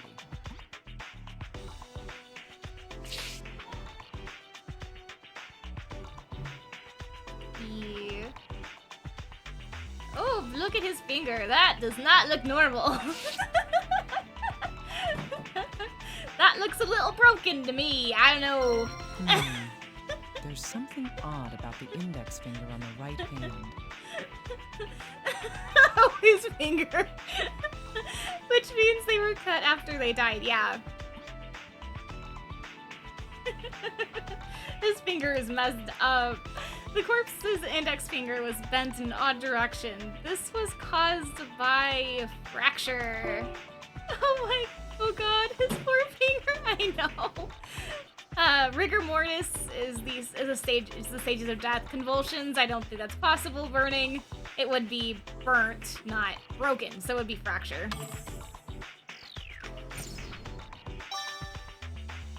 The abnormal finger. Indeed. Card I was can't say added. what's wrong with it for sure until it's sent in for analysis, though. That should wrap up what I can learn from here. I should review the gathered information. It looks a little broken to me, though. I don't know. That's broken, not fractured. Well, yeah. Basically the same thing, though. An investigation, yes. I doubt that there's going to be any more information I can gather at this point. I should leave this room and consider the information I found so far.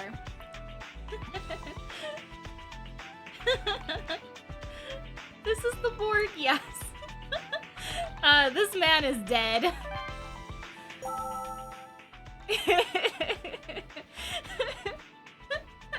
Lock it up.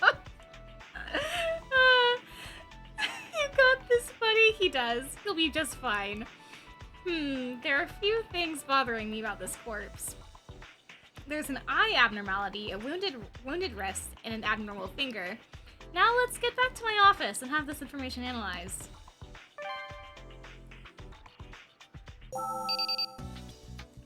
I can use my computer to sort out information that I've gathered. I should try doing that now with what I've learned so far. Ooh, we've got a little message here. He's just asleep. He'll get up tomorrow. He'll be fine.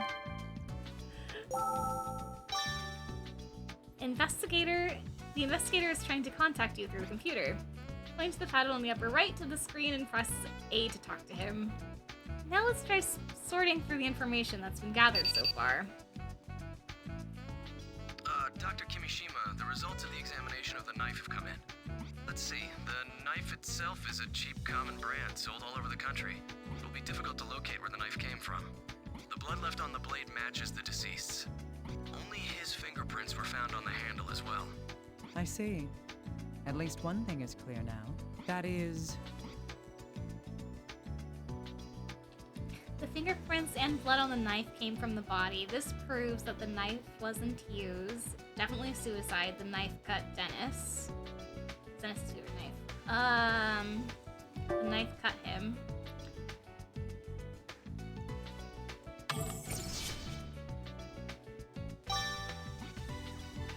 Deadly knife. Yes. This knife is believed to have been used to slit the victim's wrist. Even then, we can't prove that unless we compare it to the wound.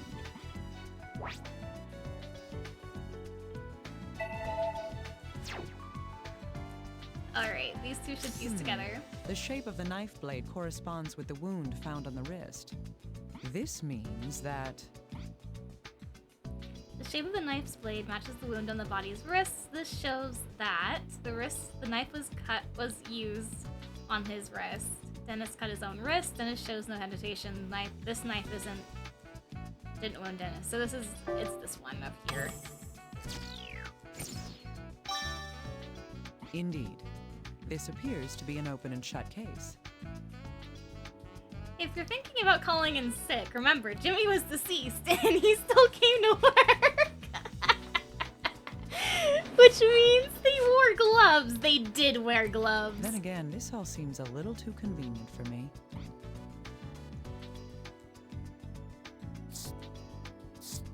Hey, little guy, will you look at this, please? His finger is fractured. send me the details, we'll get an x-ray performed as soon as possible. Oh, and I have one more piece of good news, Dr. Kimishima. I've received a recording from HQ of a witness's account. Great, that will be useful. Who's the witness? It's the deceased's neighbor. We've asked her some questions about the day of the incident. Perfect timing. Maybe we'll be able to use her account to determine when the fire started. The recorder may now be used. The neighbor's account has been added to the recorder. Topic neighbor's condition has been added to the neighbor's account on the recorder. I'll send the data over to you. Please check it using the recorder in your room. Alright, and then I want you to analyze the eyes as well. Eyes, you say? It's a condition called petechia, caused by increased blood pressure and spasms in the blood vessels. It's commonly found as a sign of death by asphyxiation. Ooh, asphyxiation, yikes. Wait a second, that doesn't seem right. If I recall correctly, the victim... The spots on the body's eyes are signs of death by asphyxiation. Before that, it was believed that Dennis died of a slashed wrist. The cause of death was thought to be hemorrhaging from a slashed wrist. If the cause of death is asphyxiation, it's possible that we are dealing with a homicide. Fire, yeah. Signs of asphyxiation. Uh-oh. Yeah, okay, he can't analyze that. Cool, cool, cool. Alrighty then. I think that's all we can do here for the moment. Listen to the witness's account, point to the voice recorder, and okay. Kristen Langley, age 70, female, Dennis's neighbor. She was asked about what she observed on the day of the incident. Time to go back and look at his neck, right? Asphyxiation is more like, for bruising. Yeah. She has the eyes of a killer. No! No, I don't think so. She does though. A little bit. Oh my goodness. Yes, that's right. Oh, it's been so hot lately. I've been keeping the window that faces out into the street open because of the heat. That's how I could hear my neighbor so clearly. It was, let me think, around 3 in the afternoon? Yes, it must have been. I was watching Farewell Danny at the time. How would she be so sure it was the time it was? Yes, it must have been. I was watching Farewell Danny at the time. I heard this loud noise from my neighbor's room. A noise from next door. There must be more to this. I heard this loud noise from my neighbor's room. And then the fire alarm started going off a little after that. A loud noise followed by the fire. That may be a clue. Thanks for the gift sub. Yeah, Pigeon was very sweet in doing that. I appreciate Pigeon so much.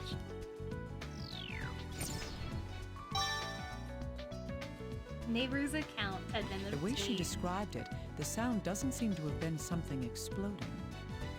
And about the smoke, she would be able to smell Could it, the right? noise have been made by someone in the room? Or something else? There was noise coming from the room at around 3 p.m. and then the fire started. If the fire started after the noise began, we should be able to narrow down the victim's time of death to some extent. Is this the Ace Attorney segment? Yes! Alright, time to use the computer to sort out this new information. Let's try sorting through the information that's been gathered so far. Okay.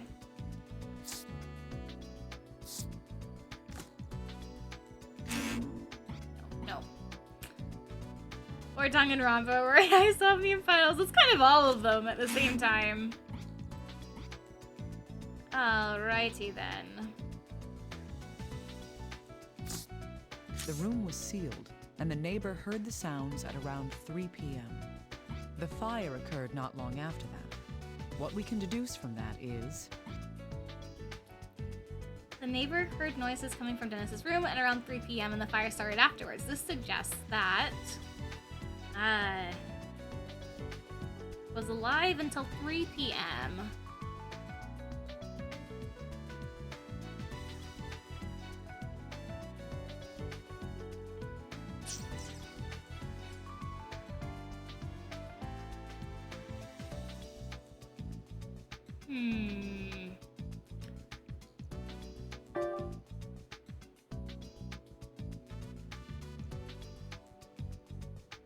That's a possibility. We'll go with that. Time of death. That's right. At least, that's all we can determine using our current information. The deceased was alone at the time, so there's a good chance he made the noise. Still, we need more information to see if there was anyone else in the room when it happened.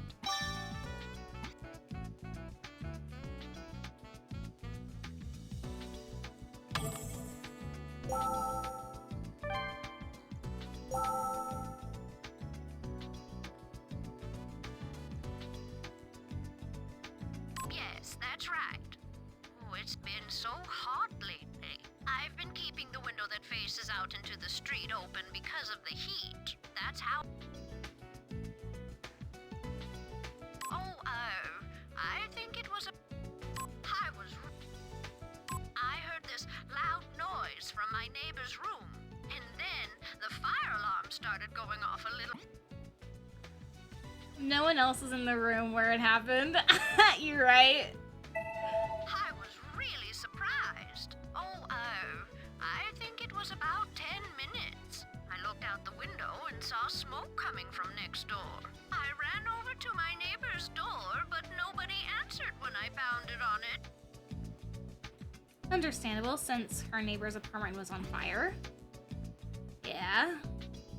I ran over to my neighbor's door, but nobody answered when I pounded on it. But I had to see if there was anyone in there, so I pulled on the door. It was chained from the inside, and no one answered me when I yelled. Yes, the fire truck came soon after.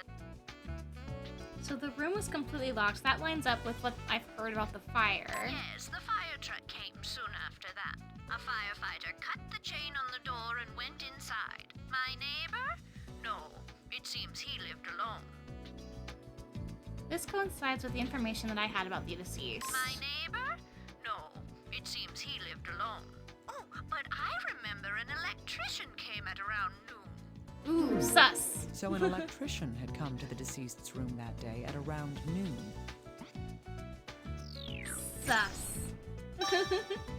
That was much earlier than when the fire supposedly started, but we should investigate it. Let's see. It seems like little guy's trying to contact me. I should turn on my computer and hear what he has to say. Now let's try sorting through information that's been gathered so far. Ah, little guy. Perfect timing. It seems an electrician entered the deceased's room around noon on the day of the incident. If he's talked to your people, can you ask them for the recordings of the interview? All right, I'll contact them immediately. Please do. How's the analysis going?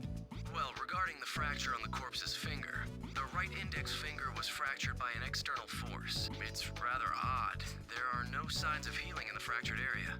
No traces of healing. That would mean... That bone broke after he died. That bone was broken years ago, fairly recently.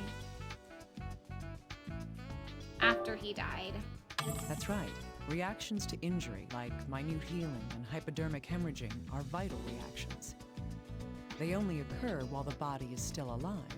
Thus, if there were no vital reactions to this broken bone, the fracture happened, it must have occurred after the person was already dead. That would have to be the case. Oh, and to be clear, there's no way that the body was damaged during transport. We take the utmost precautions when moving bodies. Huh. I hadn't considered that until you brought it up. Still, I'll take your word for it. If his index finger was broken, using the hand would have caused a great deal of pain. With that in mind, he shouldn't have been able to use his right hand all that well.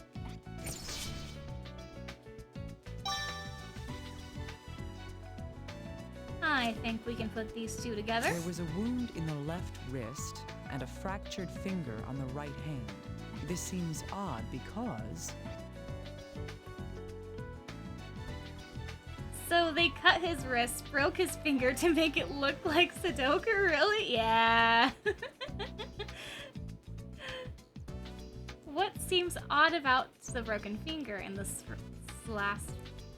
slashed wrist is that the dominant hand was used, the knife was in an injured hand.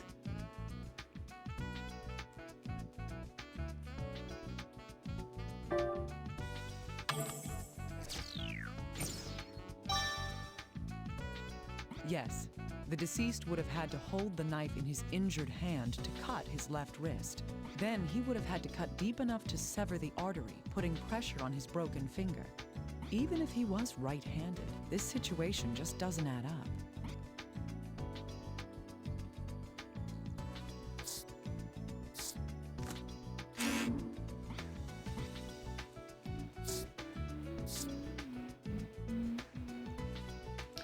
Alrighty. Hello, Dr. Kimishima. Got the small talk. What do you want? So cold. HQ's questioned the electrician that the neighbor mentioned. I've sent you the recording. It seems HQ already knew who he was, so there wasn't a problem. Now we'll find out why that electrician went to the deceased's room.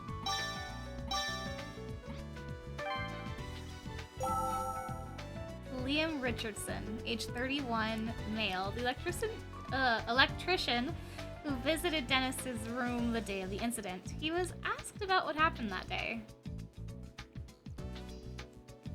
Yes? Oh, yes, that's right. A murder? Yes, that's fine. He said his ear was broken and needed to be fixed. That was around noon, I think? I got the call earlier that day. Yes.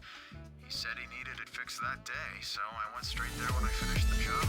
Oh my goodness! Finn! Hello, Raiders! Welcome in! How are you guys doing today?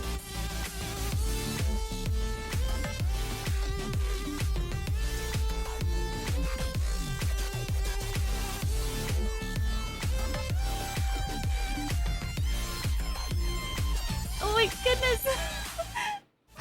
So many raids! Hello, Raiders! Welcome in!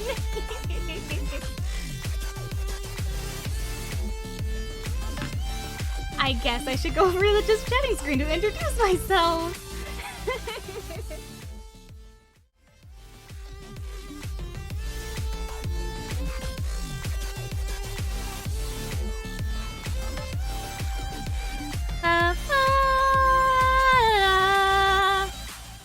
Welcome in, Raiders. Hello, Finn. Fairy Floss. Hello, Mike Drop. Welcome in. How are you guys doing?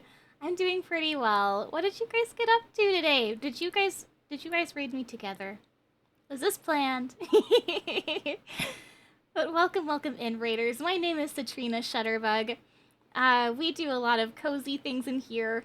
Puzzle and... It was a little planned, maybe.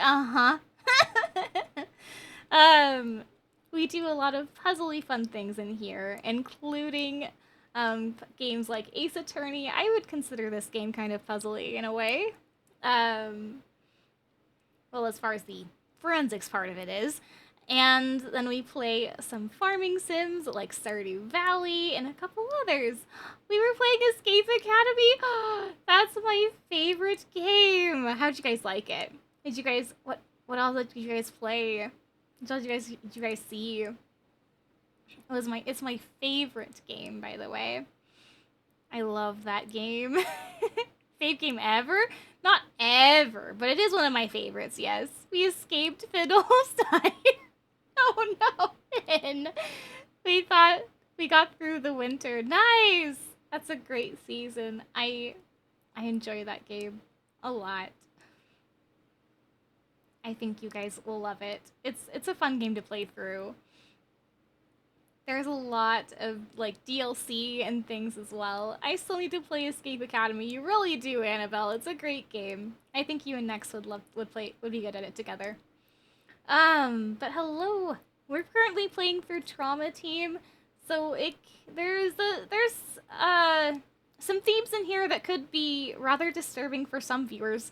So viewers' discretion is advised. There's like body parts, talk of murder, suicide, a couple other things, injuries, stuff like that. But just so everyone knows, I have the game. I just haven't played it yet. Annabelle, you need to play it. And I'm glad you guys had fun with Escape Academy. It's a great game. We are playing as a forensic scientist. Indeed, indeed we are. We are currently playing the forensics one. There is like 6 specialties in this game. There's surgery, orthopedic surgery, endoscopic surgery, diagnosis, forensics, and I'm missing one other one. What am I missing? Oh, first response, which is like emergency response team stuff. But if you guys are okay with that, all that kind of stuff. So all the crime things are a warning for those who are sensitive to that stuff. Yeah. Hope Trauma team is going well. I could never beat the DS game as a kid. Oh, Trauma Center, I did not get to play the first one, Under the Knife. I would have loved to play that one on the DS when it came out. But unfortunately, that was not one I got to play. I have played the Wii ones, though. I have all 3 of them. But yeah, for those who are sensitive to that kind of thing, just a little warning for you before we jump back in. And welcome in, Raiders. Thank you, Finn and Maiku, for the raid. I hope you guys had a great stream. If you guys need to raid and rest, I totally understand that. Thank you for stopping in and saying hi. Whee!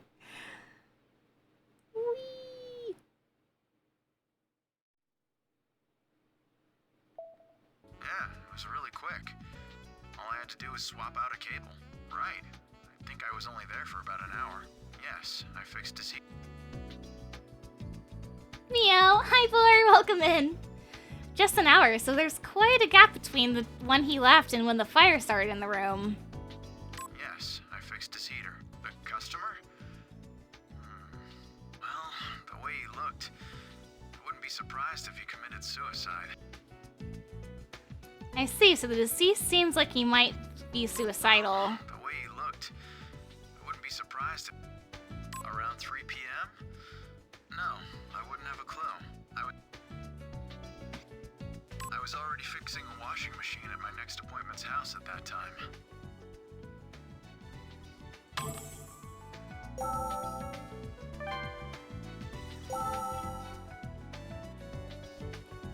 How would he know about the time? How, right? Yes? Yes. He said, yeah.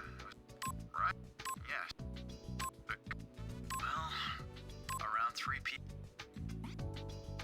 Well, because they were asking about it. Around 3 p.m.? Yeah, it was... Yes? A murder? He said his air was broken and needed to be fixed. He fixed the air. We should focus on that. There's nothing odd about having a repairman come to work on the ventilation system. But, at the very least, Dennis was still alive when the electrician came. We need to learn about the deceased's condition at that time. How's the stream been? It's been good. How are you, Boar?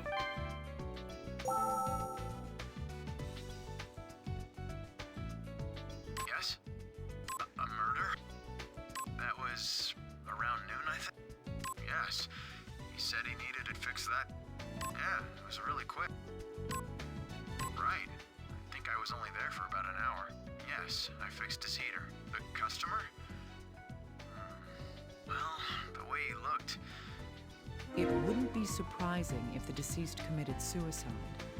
Sounds like an important detail. Why would the electric person work on the vents? Unless he'd be sus. He do be sus. He'd be really sus.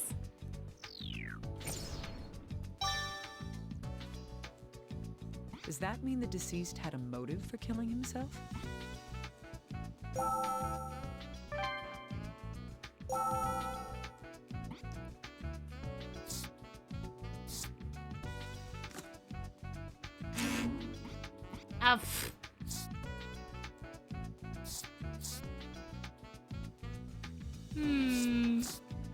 Indeed. Both of these facts relate to the deceased. The last time the deceased was seen alive was...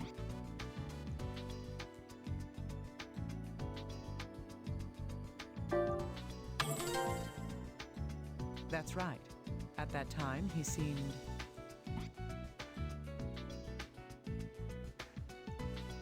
He seemed depresso espresso. The guy looks sus. The gray-haired woman looks like she drinks blood for breakfast. Interesting, right? Oh my god, more. Yeah, my thoughts exactly. This comes from the electrician's testimony. The last time we believe the deceased could have been alive is... around 3 p.m. Indeed. The neighbor reports hearing a sound from the room at that time. Within an hour after that, a fire started in his room. The deceased was later discovered dead. That's all we know at this point.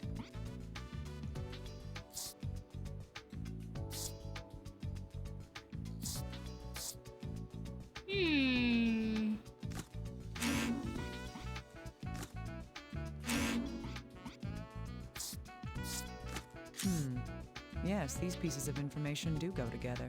On the day of the incident, the electrician had been asked to repair the deceased's air.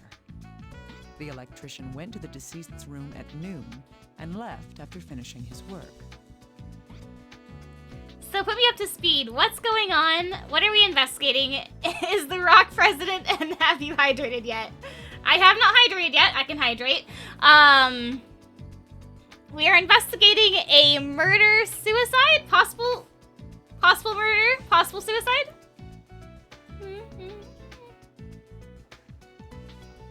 We'll get to see the crime scene again in a little bit.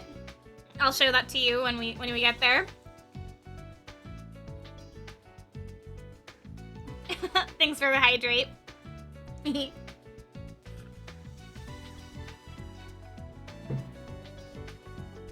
And posture check. Man. Alright. Oh, no. Both the deceased's neighbor and the electrician himself agree on this. Old lady still high on my list of suspects. I don't know. I don't think it was her. I've gathered quite a bit of information. Should I try sorting through it now? Some of these look like I'll be able to learn more by asking little guy about them.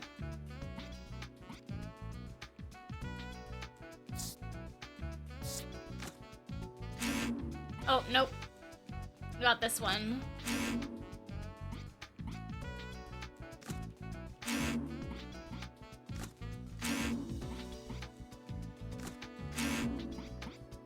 Okay.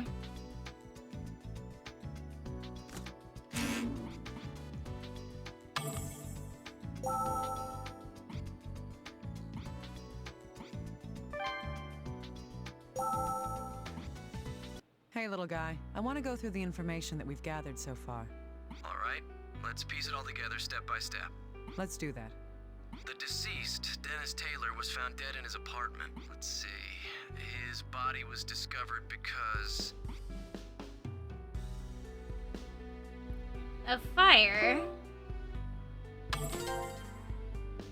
Yes, but by the time firefighters arrived on the scene, the fire had already gone out. His corpse was found on the bed. That's right. The FBI and police initially ruled this case as a suicide. The reason for that was... Knife that slashed wrist. Yeah? That's correct. The other reaon was... The door was locked. Indeed. The slashed wrist and the chained door point towards suicide. It would seem he was so desperate for death that he would both slit his wrist and set his room on fire. That isn't a surprising conclusion. The knife blade does match the shape of the wound in the wrist. The blood on the blade matches his DNA. There was a burnt ceiling, so what if he fixed the fan? Maybe. Lastly, the deceased's fingerprints were found on the handle of the knife. Those are all true, but there was something odd about that wound on his wrist. First, known pain reaction to the wounds. Another point is... the knife was in his right hand. His finger was fractured. Would he have been able to use a knife with a wounded hand? It's very unlikely, but that's not the only thing that raises doubt. If he did die of the knife wound, he would have bled to death. However, investigating the corpse points to a different cause of death. That is... hemorrhaging in the eye. That's right, the petechia on the eyes, and the strange bruise on his abdomen. There's more than enough evidence to doubt that this was a suicide. But according to the electrician's statement... Indeed. There are too many uncertainties to be able to draw a conclusion at this point. I'm going to have to investigate the scene for myself. Little guy, get me approval to enter the area. Oh, understood. You shouldn't have a problem, Dr. Kimishima. I'm sure my bosses will approve you right away. Yes, but I don't intend to waste any time. I'm going there right now. You deal with the rest on your end. Woo! Crime scene! I may be able to gather more information if I visit the actual crime scene. I should leave this room and go to the crime scene now. Alrighty. Crime scene time! Crime scene time! Exit.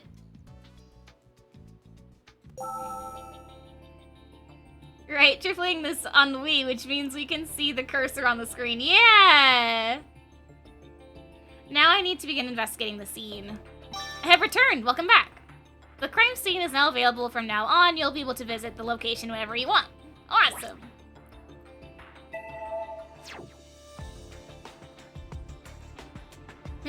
How goes the doctor work? It goes greatly!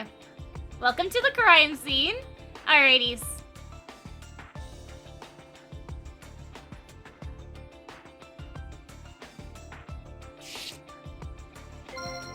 This is where the deceased's corpse was. If this bloodstain is his blood, then... He was lying on his back. Yes, the injury was on his left wrist.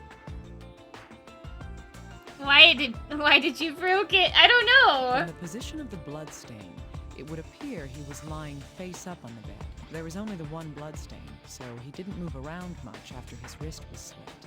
I didn't break it. Oh no. If this truly is a suicide, that would mean that he bled to death here. However, the amount of hemorrhaging here seems to be too small for a man to completely bleed out. Let's look at the fan then. It's the ceiling fan. There's a speed selector and a timer. One of the blades seems to be broken, though.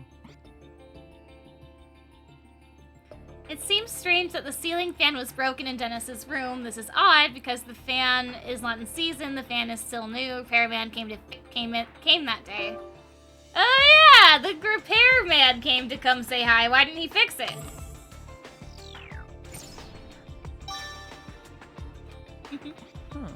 The electrician had supposedly come to fix the air. I need to review his testimony to confirm what he actually fixed. Bro was hunting fans. This is a table.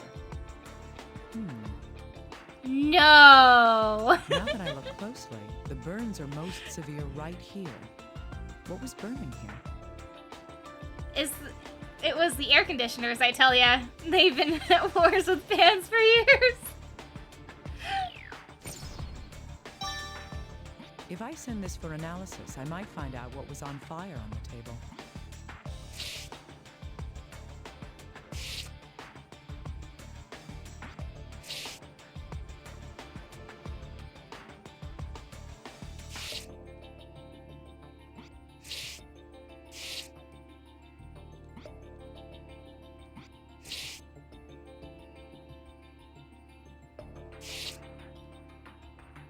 It's a doorknob. This seems rather fancy for this place, though.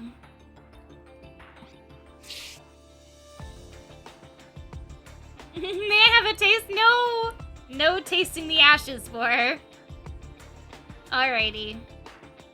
I think that's everything we can look at right now, unless there's other things I can look at, which I highly doubt.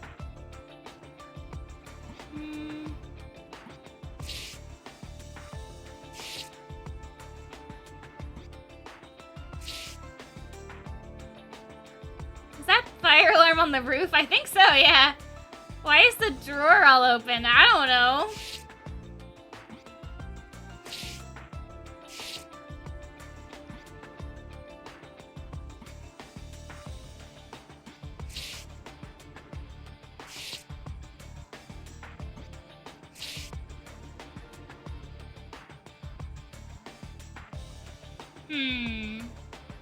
I think this is everything I can look at right now, unless I'm looking at, I haven't seen everything. Can you spray anything? No, not yet. We don't have access to the spray or the light or anything yet. We just have the magnifying glass. So I think this is it for now.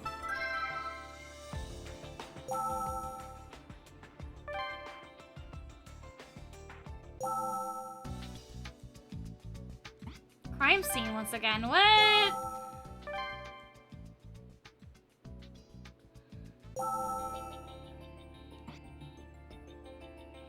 The game tells you if you've checked everything. This is true. It would tell me if I checked everything. Let's see here. I feel like we've looked at everything, though.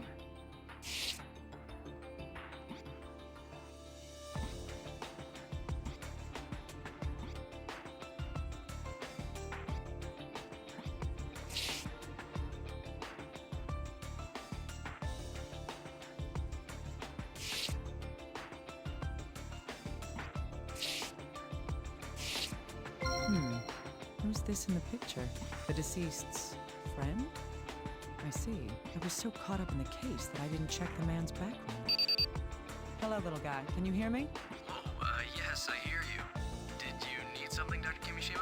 Yes. Can you do me a favor and look into the deceased's friends? I'm going to send you a picture right now. Try getting a hold on whoever that is. All right.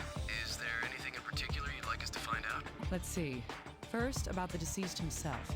It'd be great to find out more about the day of the incident. All right. I'll make preparations to have them question. I'll send you the recordings of their answers, so please check the recorder. Good. I'm glad you can get on this so quickly. I'll be counting on you. This seems to be all the information I can gather at the moment. I should return to my office and sort through what I've learned from this visit. Wait, is that a stain on the floor?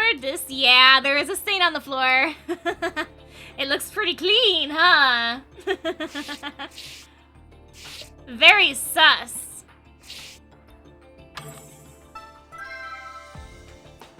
But we can't look at it right now. Office.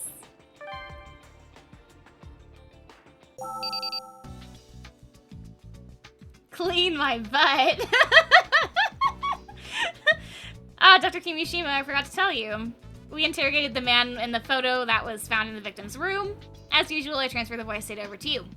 Please use the recorder to review the interview. Alright, this conversation is about the victim's acquaintances, right? You may have some valuable information for us. At least information regarding the victim on the day of the incident. I should keep my ears open while I listen to it. Okay, we'll listen to it first.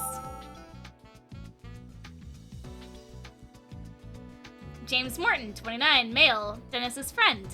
He was asked about the victim before he acted, and how the victim acted before his death.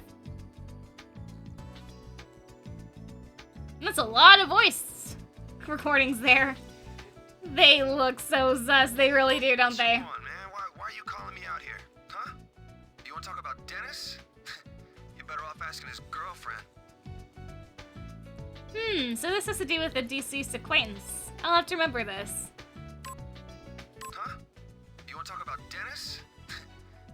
asking his girlfriend. Her name's, Stella.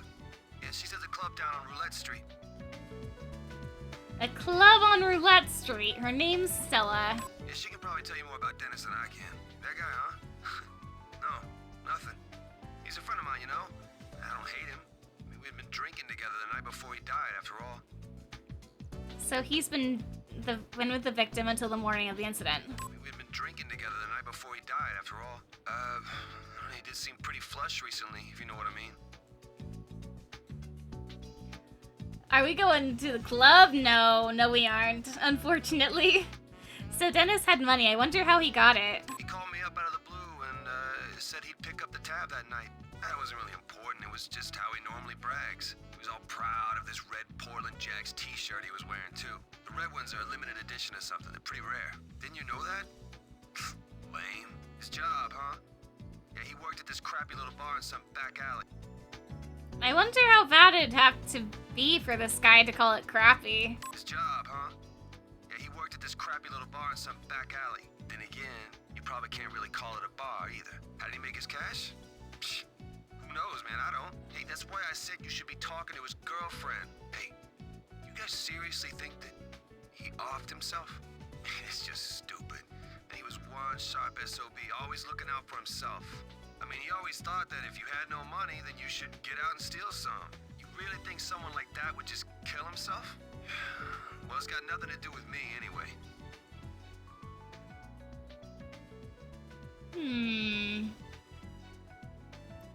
Sus. You really think someone like that would just kill him? I mean, he always...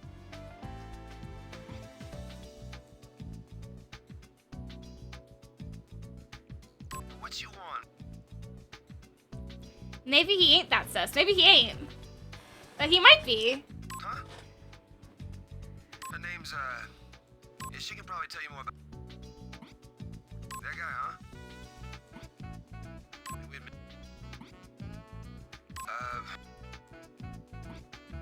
He called me up. That wasn't really important. He was all proud. A Portland Jacks t-shirt. If he was telling the truth, the victim was wearing that shirt on the day of the incident.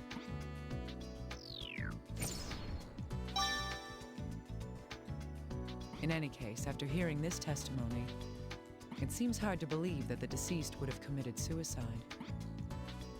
That reminds me, the man said in his interview that the deceased had a girlfriend.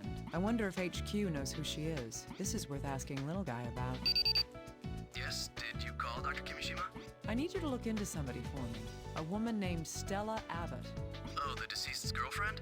Well, technically his ex... That doesn't matter. Can you find her? We already have. HQ's just finished questioning her. Oh, should I send you the recording? Please. Now, if you don't mind. I feel like I'm getting closer to understanding who Dennis Taylor really is.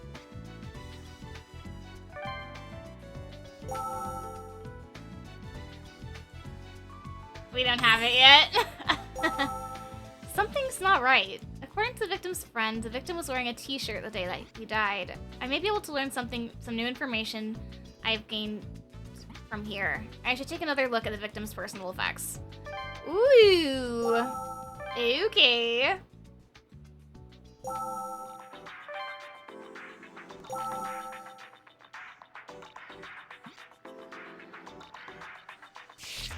That reminds me.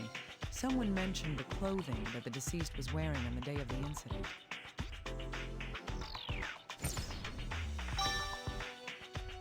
That's odd. There's nothing that stands out about the clothing. Somebody said something about what the deceased had been wearing that day. Interesting.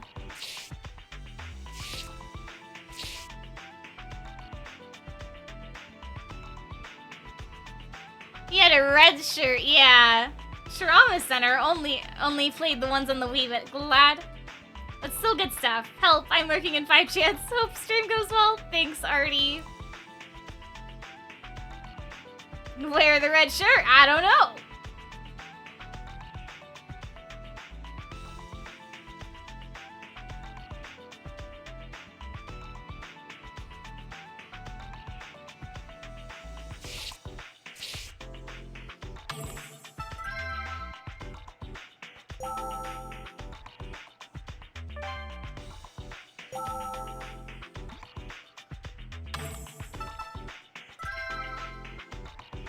It's a pretty good shirt, not gonna lie. It is a pretty good shirt, doesn't it?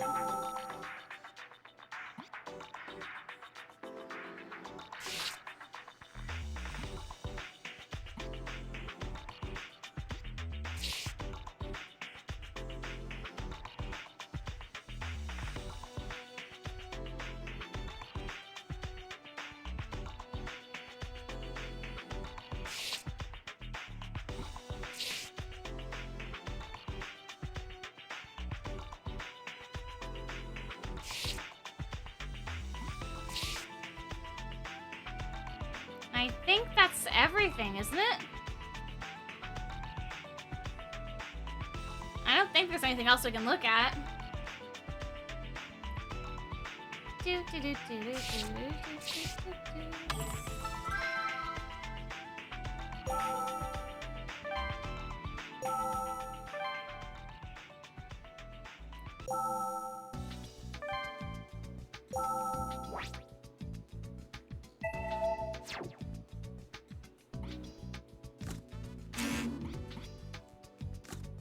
Something about this shirt is bothering me.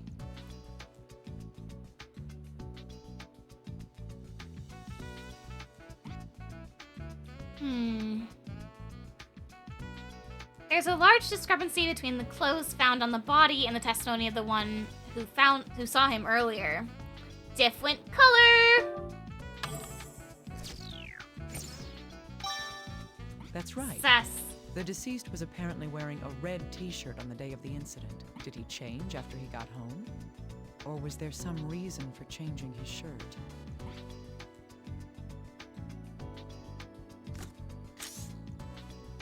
Hey, little guy, can you analyze this for me? Yes, of course. What is this? I've collected some remains of the fire. Can you find out what started the fire? I can't promise anything, but I'll send it to the lab. I'll contact you once the results of the analysis come back, so please continue with your investigation. Alright, bet.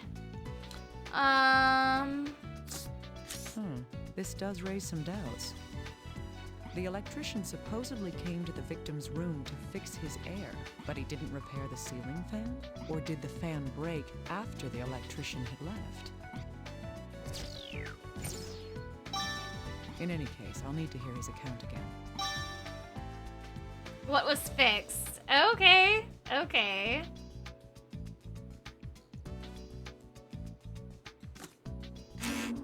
No. This is a blood stain. One moment, please. I did some quick calculations. A stain of that size would take about 800 milliliters of blood. The average adult male would have to lose at least 1,500 milliliters in order to bleed to death. This means that...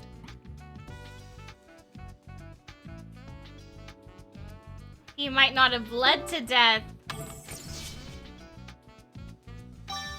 Well, the amount of blood loss required varies from person to person, so this isn't quite proof. It is unusual, though. I'll have to remember it.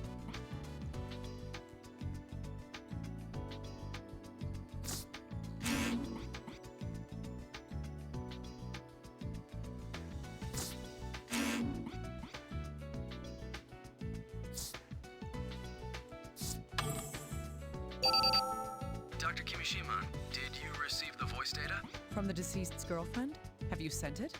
You should be able to listen to it using the recorder. Please listen to it when you can. Right. First, I want to know about the deceased's source of income. It did seem fairly well off for somebody without a steady job. Indeed. I'll be listening for that while I'm going over the recording.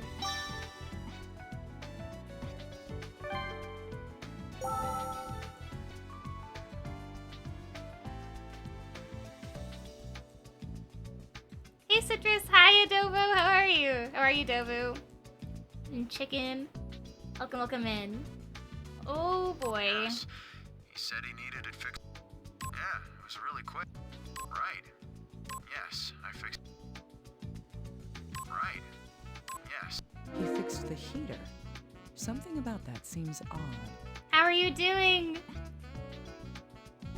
So the electrician came to Dennis's room to fix the heater. This seems odd because the heater works fine. It's too hot to need a heater. There's nothing odd about unless it's expensive.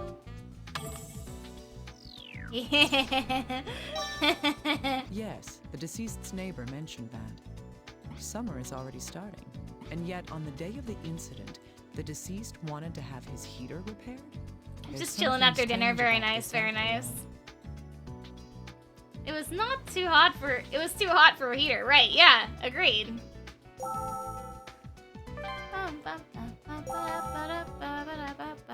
Stella Abbott, age 21, female, Dennis's ex-girlfriend. She was asked about Dennis's activities while he was alive. Seriously? What do you guys want? I've got work to do, so let's get this over with. Huh? Dennis? You mean Dennis Taylor? Wow, that name brings back bad memories. We broke up years ago. I see, so she wasn't in the relationship with him when he died then. Wow, that name yeah, at first I thought he was an interesting guy, pretty cool and all. But he never had a job, and he just kind of wandered through life. Oh, but he always had money. I'm sure he didn't come by it honestly. Not very subtle hint there, Stella. Oh. Ugh, are you really this slow? Don't you get it? Drugs. He was a drug dealer. Good heavens. The deceased's been holding on to quite a secret. I'm going to have to change the way I approach this case. Let's go through the information we have, now that we know the deceased's true identity. Unbelievable. The deceased had this hidden dark side to him. This is looking more and more like a case worth investigating. Too bad I didn't actually go to the club to get this info. Wii era games, I guess, yeah. If Taylor was a drug dealer, then there could be a variety of reasons to kill him. Still, I can't let my prejudices cloud the truth. I need to remain objective. However, it seems that we're going to have to change our views regarding this case. Right. I'll prepare the CSI's ALS. ALS? The advanced light source that can adjust the wavelength being emitted? That's right. An object's visibility depends on the light being reflected from that object. The ALS lets you select a particular wavelength to focus only on what you want to see. Or hide what you don't want to see. Oh, no. I'll try using it. Thanks, little guy.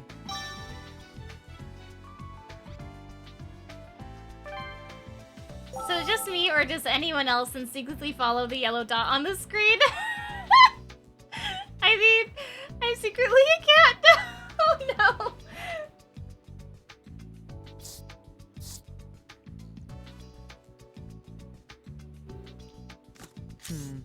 I still have doubts.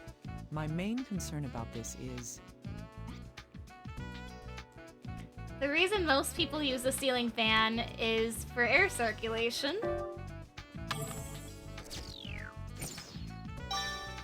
Yes.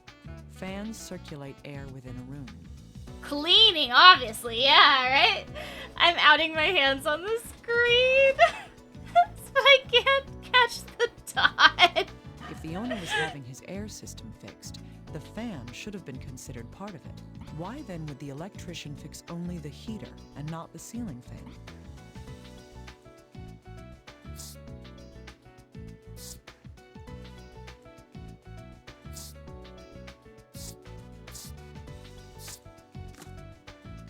It's true then. This does have to do with the victim. But I wonder why. I get the feeling that there's something very wrong about this.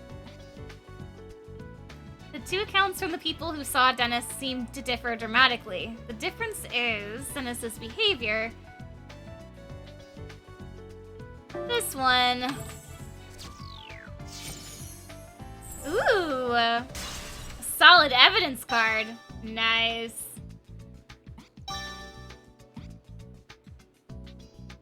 Dennis is actually a zombie, for real, for real. They do not need to be analyzed or fused in the other evidence cards. At first glance, it doesn't seem like these refer to the same person at all. On the one hand, drug-dealing scum enjoying his life. On the other, a man with suicidal depression. Either one of these clues is false, or there's more to this shady business that I haven't found out. In either case, the truth of the matter is that he was indeed a drug dealer.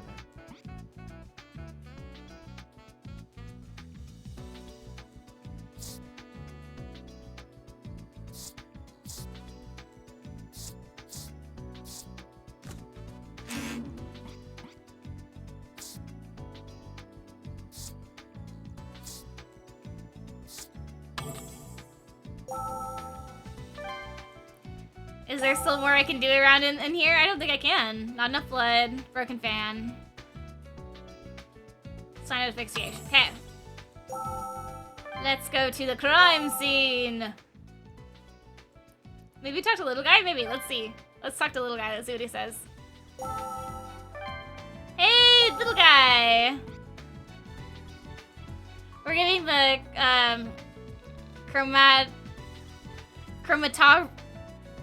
chromatographic scan performed for these ashes. It's going to take a little while longer, so please keep investigating other things for now. Bleh. Yeah. That's my word of the day. Bleh. Let's see.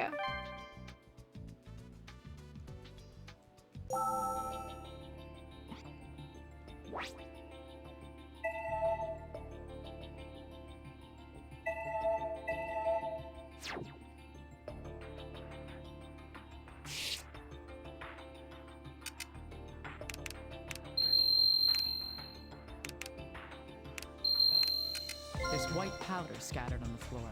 It looks like there are footprints in it.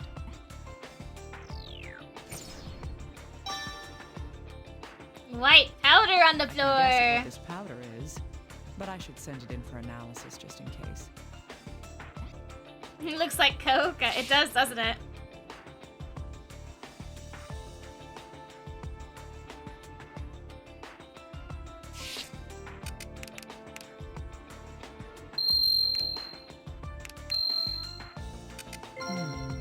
This powder on the floor seems to trail behind the shelf. Bingo. Oh, look at that! There's more of that powder inside this hole in the wall. What an obvious place for a hiding spot. Mr. Taylor wasn't all that clever.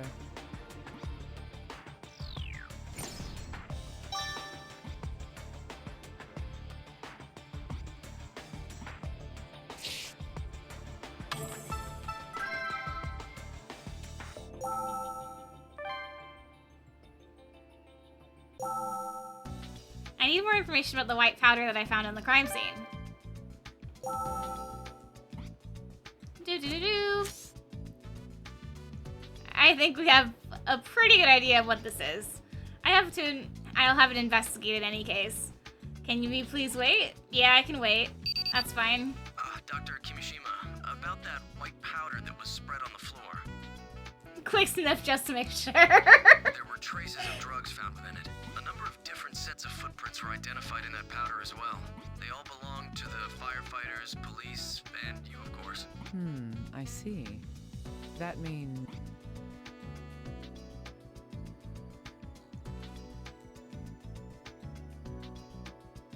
Fell when the fire started.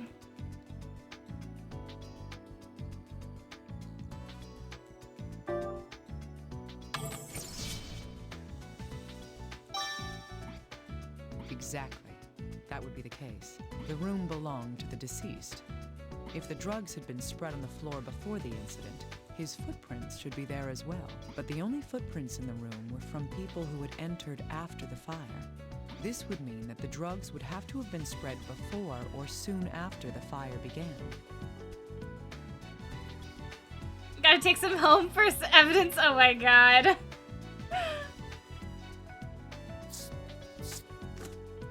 All right, let's go over the information we've gathered. First, the white powder. A white powder was found on the floor in Dennis's apartment. This powder was revealed to be drugs. Yes, the trail of drugs led directly to the hole behind the shelf. If the same powder from the floor was inside the hole, then... Uh-oh, we lost the white powder. Actually, there was never actually any white powder. Oh no. The hole discovered in the wall of Dennis's room was... a place to throw the drugs away. A place to hide them. That's right. But there weren't any drugs inside the hole. The layer of drugs had footprints from the firefighters, the police, and me left in them. All of the footprints had something in common. They were made after the fire. Indeed. There weren't any footprints from before the time the fire began. So from this, we can deduce that the drugs must have been scattered on the floor when... The drugs were... There were no footprints in the drugs that were made prior to the start of the fire. This indicates that they were scattered after the fire. Oh no! How could I do that? Just before. Yeah. That makes sense. Yes. If I take this even further, I'd say that it would have been after Mr. Taylor stopped moving. In other words, it must have happened between his death and when the fire started. But why were there drugs on the floor? It was shuttered all along. No, it wasn't me, I promise. The drugs were placed on the floor at around the time the fire started. They were on the floor because whoever took them dropped them, and to lead the discoverer to the hole. Dennis's slab, they were absorbed through souls.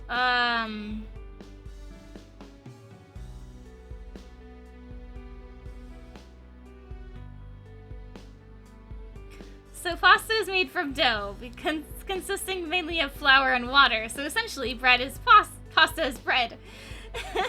Lasagna is commonly made from alternating layers of pasta, tomato sauce, chopped veggies, meat, and cheese. This means Big Mac is lasagna. I mean, you're not wrong.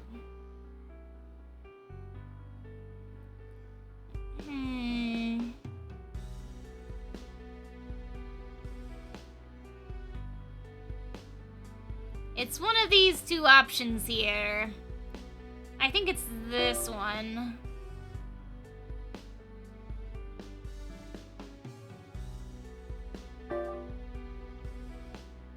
So someone me-ordered Dennis for the drugs, and when taking the drugs, they made a mess. Whoopsies? Yeah, I think that's what happened. Does this mean lasagna is also a sandwich? I mean, I guess technically, it's the top one, isn't it? How could I do that?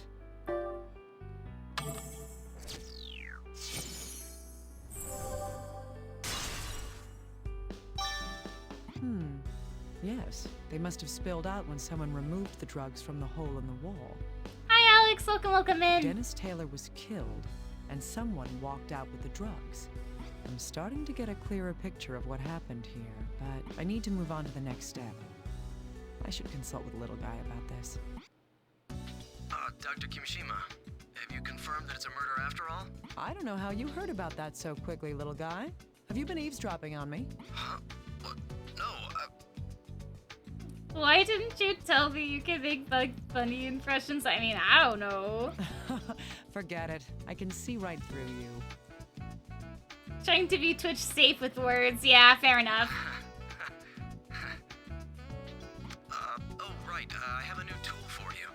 It's luminol. Do I need to explain it to you? A chemiluminescent material based on reducing 5-nitrothalhydrazide with sodium dithionite. It reacts to iron and hemoglobin by glowing, making it useful to find otherwise hidden bloodstains. Fair enough, Annabelle. Thank you, bestie. Anything else? No. Good. I just spray this onto suspicious areas, then shine the ALS on it. I'm sure it will be useful. Thank you, little guy.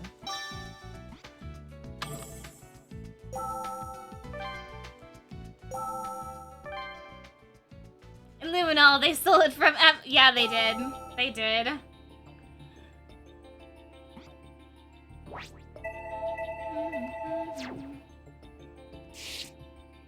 Tell Phoenix they stole from her.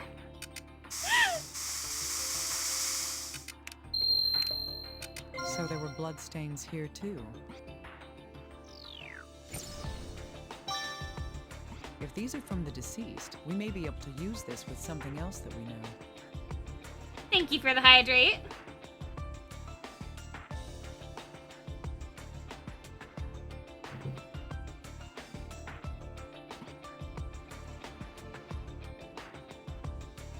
Well, well, well. Hi, Grim.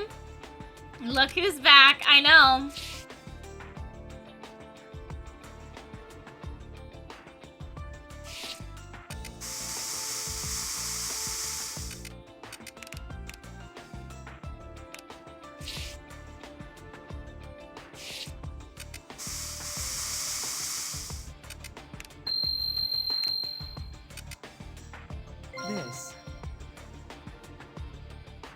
There's a rope wrapped around the shaft of the ceiling fan. Oh, you recovered your tuber. Nice. Yeah, I did. We found it on the files, so that's good. There's no mistake. Those are bloodstains.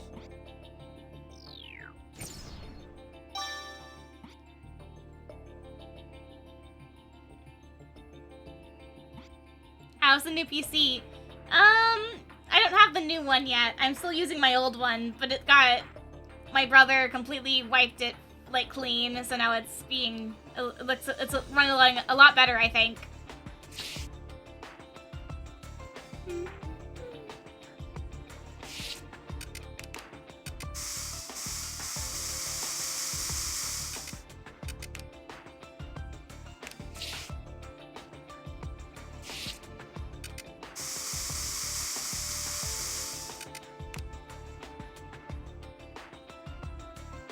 W brother, for real. He's great. I love my brother.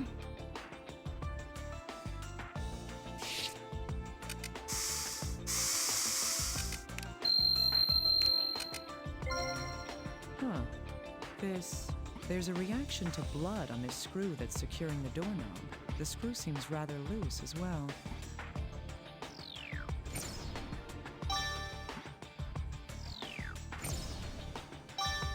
Come to think of it, the door to this room was chained shut when the fire started. Could this be related to that in some way?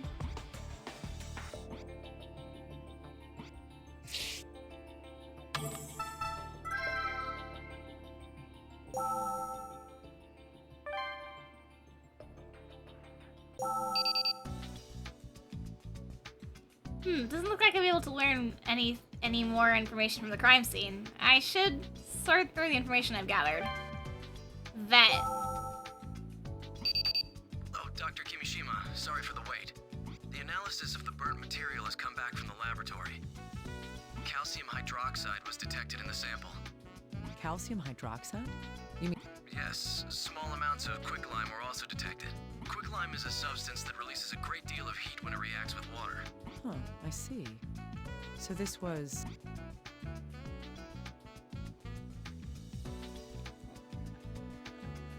A great amount of heat was released when calcium hydroxide reacts with water. This heat was used to start the fire. I agree, but isn't it odd? If the killer wanted to start a fire, there are far easier ways to go about it. You're right. There must have been a reason for this. It's our job to investigate that, isn't it?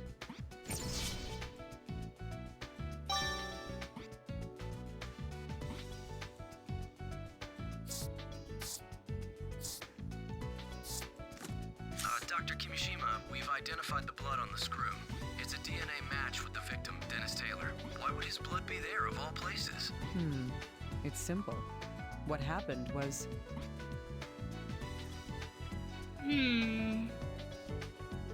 It touched the murder weapon. The killer's finger was finger painting. Dennis touched it, blood spatter. Spraying that luminol like Febreze, for real. You sprayed everywhere. Dennis touched it. No, I'm wrong.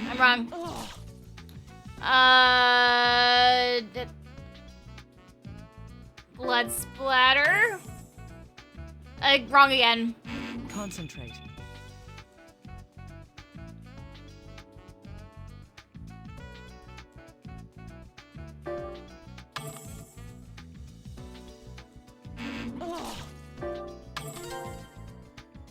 That's right. It's probably because he touched the murder weapon. Wait, why would the killer touch that screw with the murder weapon? He would have to, if the weapon was... A screwdriver! Yes, a screwdriver. It was likely used to both loosen and tighten that screw. I see. Then the screwdriver left the blood on the screw while he was covering his tracks. They used the knife as a screwdriver? I don't think the knife was involved.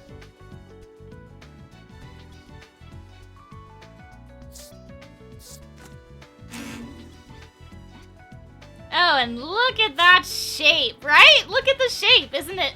It looks very similar to something else we've seen, isn't it, huh? Yes. These pieces of information are hiding an important fact. I didn't notice because the bleeding had stopped completely, but this isn't a bruise. It's a stab wound. Oh, would you look at that? This strange pattern here is likely...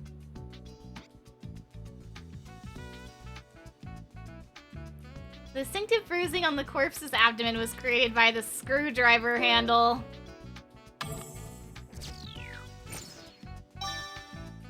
Yes, that's right. It's indisputable evidence that the weapon was jammed in so deeply that the grip left a bruise. Oh boy.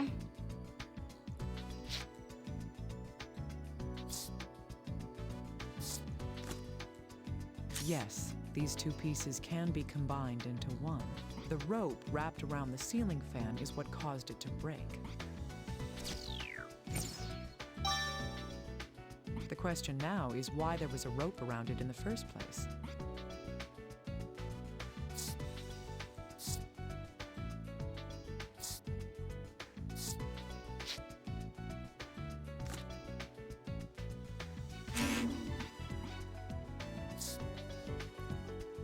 There were massive bloodstains on the floor in the scene. It's likely if I compared this to the other bloodstain. Ooh, wait.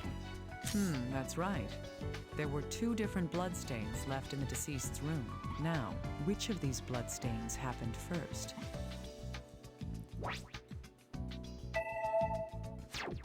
It would have been that one. That's true, unless the corpse got up and walked over by itself. It's most likely that the deceased died where the first bloodstains were found, and then was carried to the bed afterwards. That would explain why there was such a small amount of blood on the bed itself.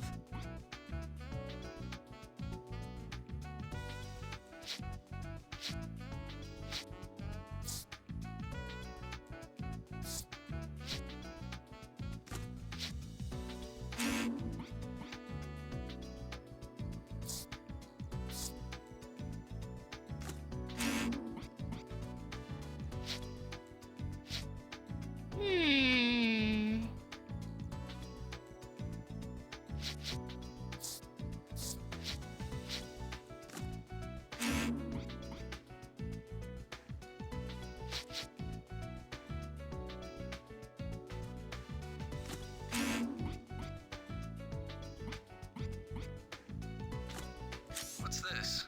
It just looks like a loose screw to me. Think harder, little guy. How was the room when the firefighters arrived at the scene? The entrance was closed, but was it completely inaccessible?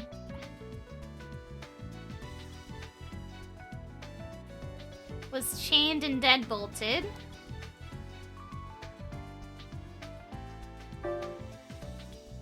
Locked by the chain, only locked by the deadbolt.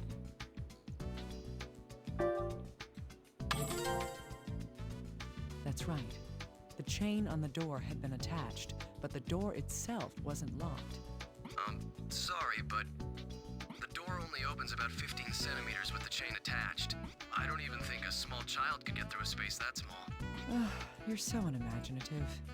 Flex your mind and think about it. Listen to me. What I'm trying to tell you is... The killer is able to go through the door with the chain shut by removing one screw.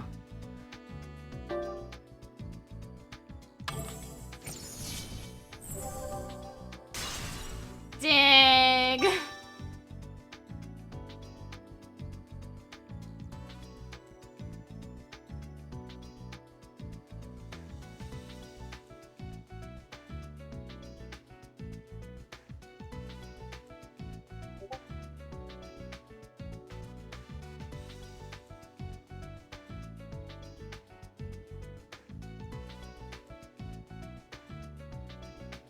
This loose screw tells us everything. With the screw removed, the entire plate on the door can be swiveled around by the doorknob. The plate itself is about 20 centimeters long, so the gap increases to almost 35 centimeters. How big does somebody have to be that he couldn't fit through a space that size? Oh, I see now. That's more than enough room to get past the door. killer just screwed the plate back on from the outside after he left the room then. I think that's the most likely explanation. But the killer was in plain sight once he was outside the door. He wanted to finish quickly. The killer couldn't completely tighten the screw and left the area as we found it. Well, that proves that this isn't quite the locked room mystery we thought it was. Huh. Still, this doesn't help us figure out who the killer is. I need to investigate the situation in more detail.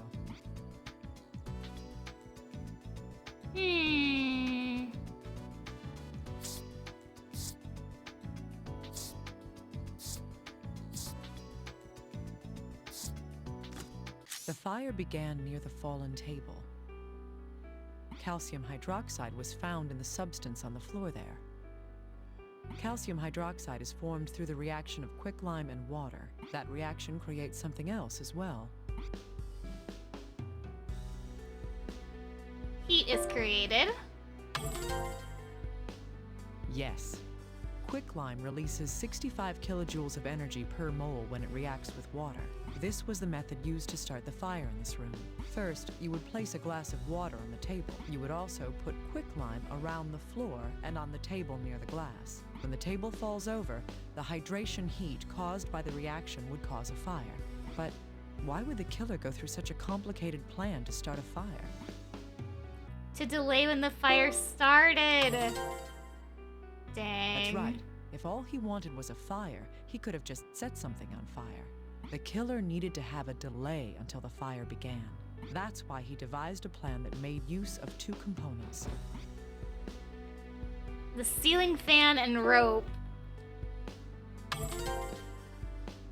Yes.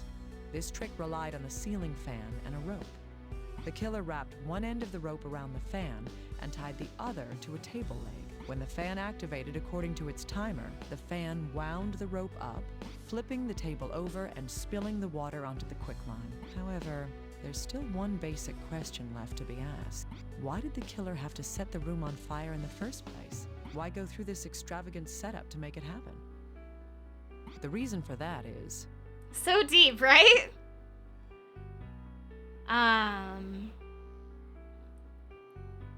So Dennis's body would be found.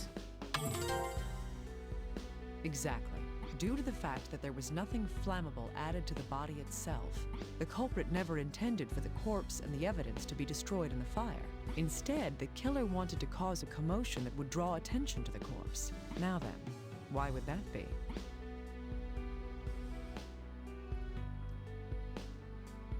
To create an alibi.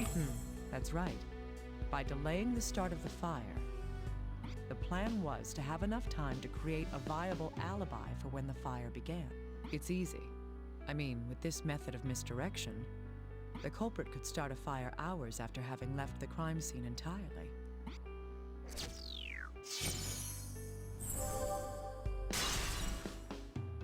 Dang! This is the entire truth behind this mysterious arson.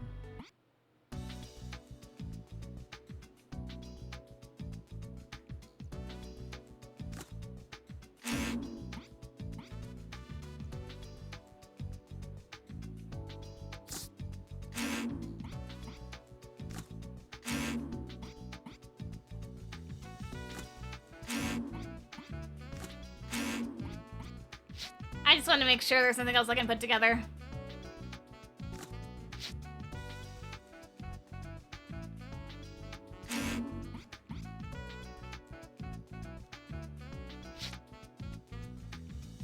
I think I know who done it. I think I do too.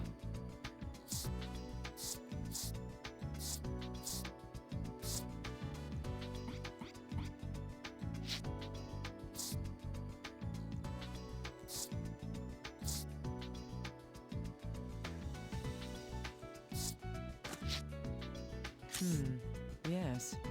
These do lead the way to a definite truth. Looking at the location of the bruise, the tip of the screwdriver must have pierced Dennis's lung. His lung would then rupture, causing pulmonary emphysema, and he would have suffocated. This explains the spots of hemorrhaging in the corpse's eyes. What actually happened that day is slowly coming to light now.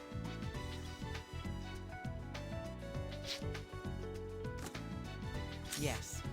These two can tell us how the murder happened. On the day of the incident, the killer came to the victim's room and stabbed him in the torso. The murder weapon was... the screwdriver. Yes. The screwdriver pierced the victim's lung, causing pulmonary emphysema. This caused respiratory problems due to lung failure. Thus... asphyxiation. After this, the killer moved the victim to the bed. This is most likely because... to make it look like a suicide.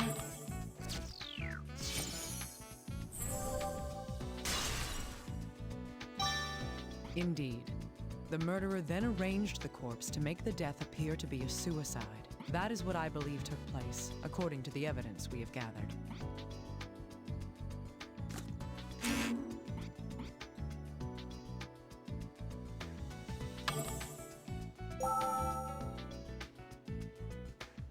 There's something that doesn't quite fit here, considering the victim's cause of death. I should go check the personal effects once more. Evidence room.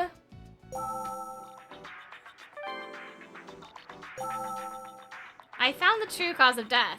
There's something I have to check.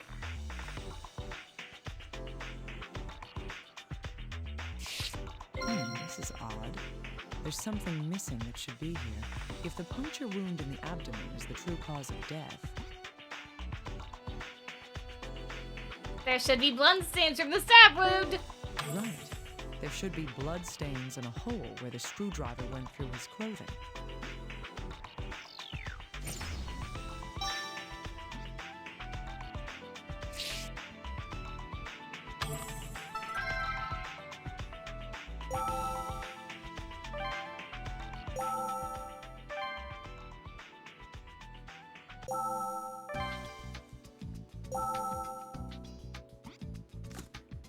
Yes, these pieces of information can tell us something.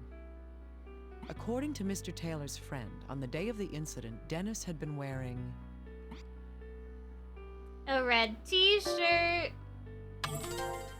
He changed his shirt, yes! He was supposedly wearing a red Portland Jacks t-shirt that day. But when his body was discovered, it was wearing... a white shirt.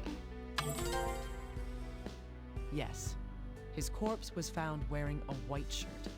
In other words, his clothing had changed. And yet, if that was all we know, we couldn't rule out if the deceased had changed his shirt himself. However, if he had, there would still be a discrepancy.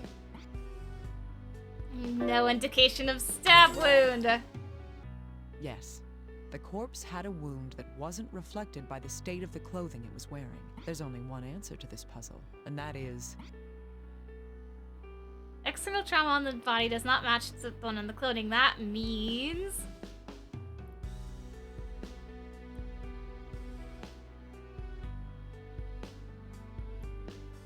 the killer changed Dennis's clothes.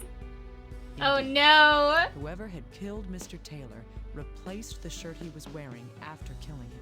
The reason for doing that was... to make it look like a suicide. Exactly.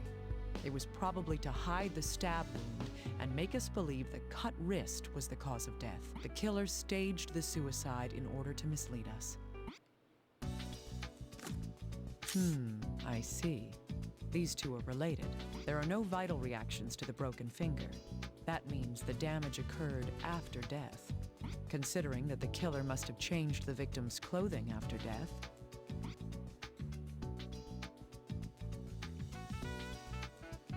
It was broken while changing. Oh no! That's right. The killer broke the corpse's finger while changing the shirt on the body. Dr. Kimishima, how's the investigation going? I've almost uncovered the deception, but the truth hasn't completely been revealed. I see. So we can't arrest the culprit yet? That's right. I need conclusive evidence that can help us identify the killer. The most reliable giveaway would be if we could find a fingerprint at the crime scene. Whoopsies! I know. It was me all along. Oh no, Adobo! However, only the victim's fingerprints were found when I'm not surprised, considering the lengths the killer's gone to hide his tracks. The murderer was probably wearing gloves while the crime was being committed. Huh. Isn't there anything the killer might have touched? Something that would require him to take his gloves off? It's hard to think of anything. Well, the best evidence would be on a hard, slick, inorganic substance. It doesn't matter what size it is. All we can investigate are the crime scene, the corpse, and what the corpse was wearing. Could there be anything among those items that the killer touched with a bare hand? I'll have to investigate further. Thank you, little guy.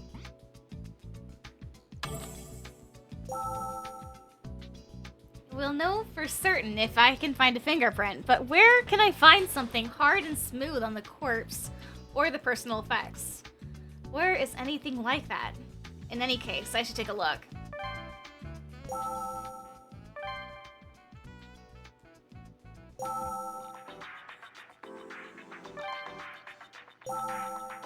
Hard, slick, inorganic substance. There's something like that here. The killer put this shirt on the victim's corpse after the murder took place. That would mean that the killer would have had to button the shirt up as well. Buttoning up a shirt with gloves on is no easy task. If my predictions are correct,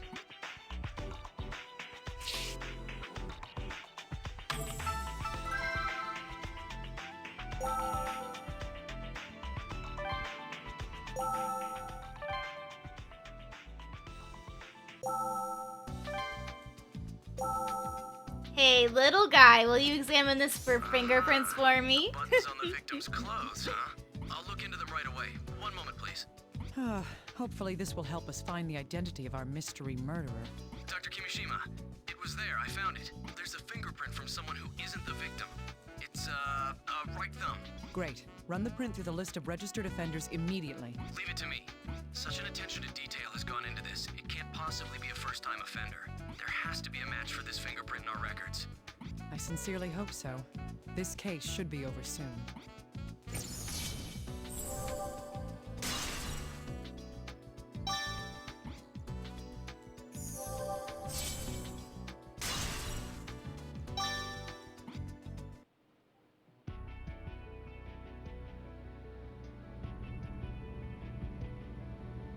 The dead shall speak.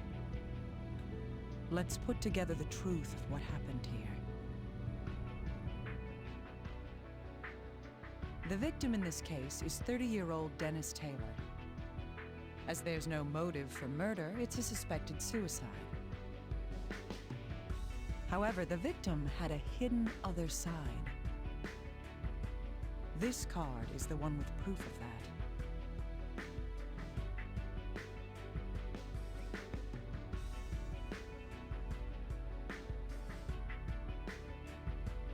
The side of the victim that had been hidden in this case was...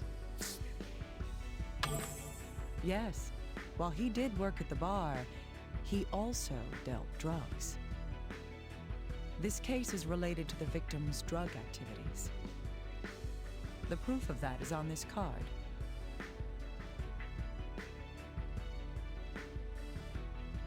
The evidence proving the drugs are motive for the murder in this case. The missing drugs! Indeed. The drugs hidden behind the shelf were missing. The killer went into Taylor's room to kill him for his drugs. The real cause of the victim's death can tell us that.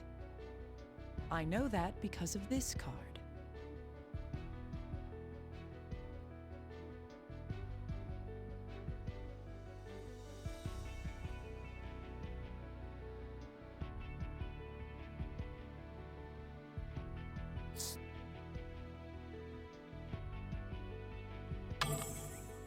Right.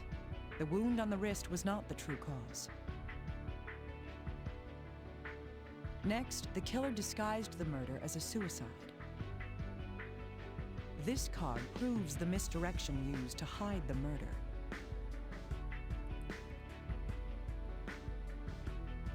Thank you for the phosphoric hydrate, Void. I appreciate you.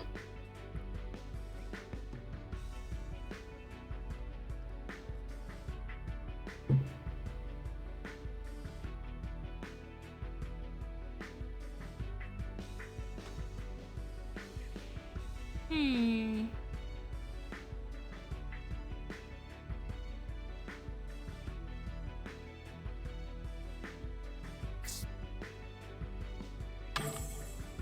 Yes, the appearance of suicide covered up the real cause.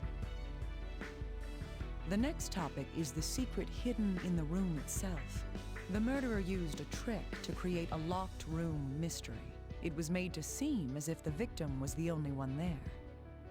This card shows the trick that had been used.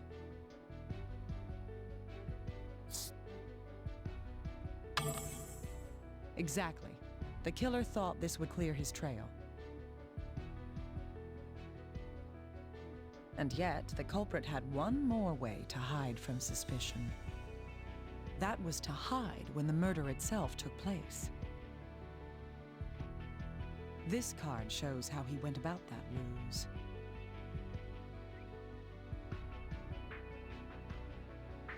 The killer tried to make it appear that the death occurred at the different time by a fire. The murder took place 3 hours prior to the fire's start. It's natural to assume that if the room was locked, then the crime and the fire would be at the same time. The plan was perfect. No fingerprints were left in the room. However, there was one thing the killer hadn't counted on. There was one task he needed to remove his gloves to do. This card is evidence of that task.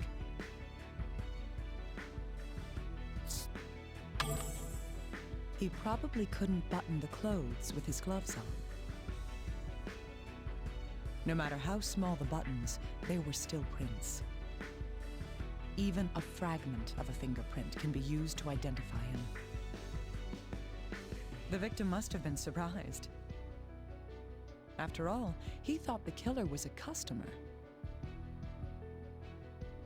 This is what he said at the very end.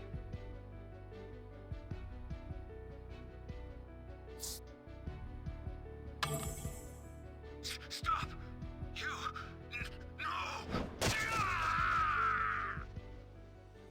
The final flickers of this soul's light show me the truth.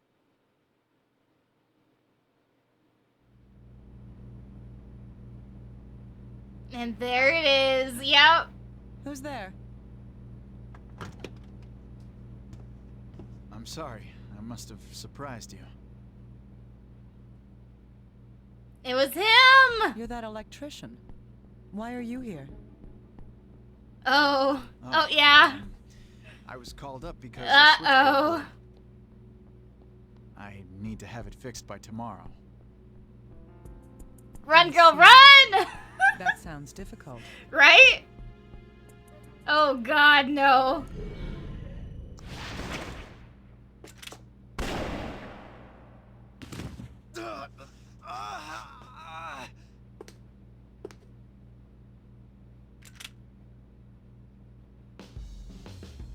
Freeze. Don't move. I see corpses all day. One more won't bother me.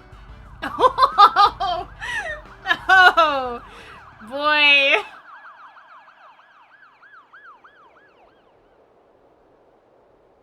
Are we sure she's not a vampire? I'm pretty sure she's not a vampire. What a girl boss. She really is.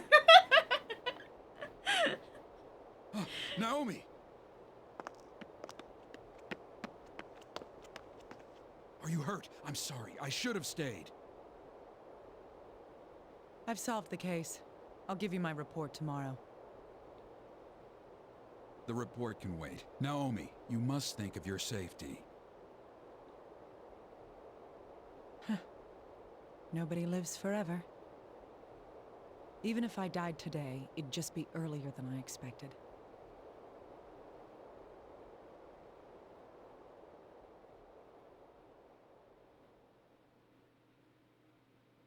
She destroyed that guy. She really did.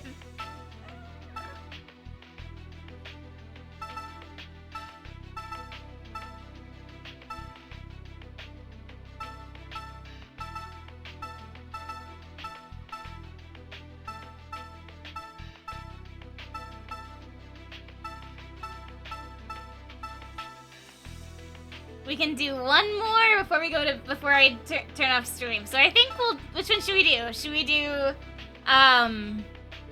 orthopedic surgery, or do you want to do another endoscopy procedure?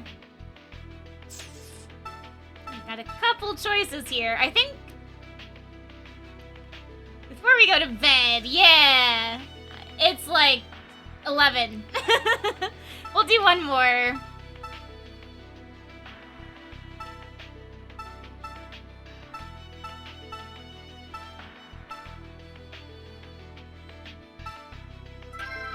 Alright. Sounds good. We can do that one.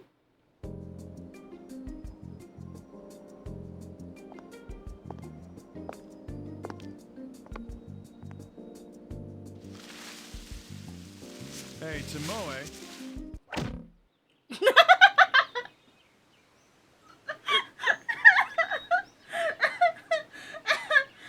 Oh boy. Ah, good morning, Dr. Cunningham. Did you need me? Man's could have died right then and there.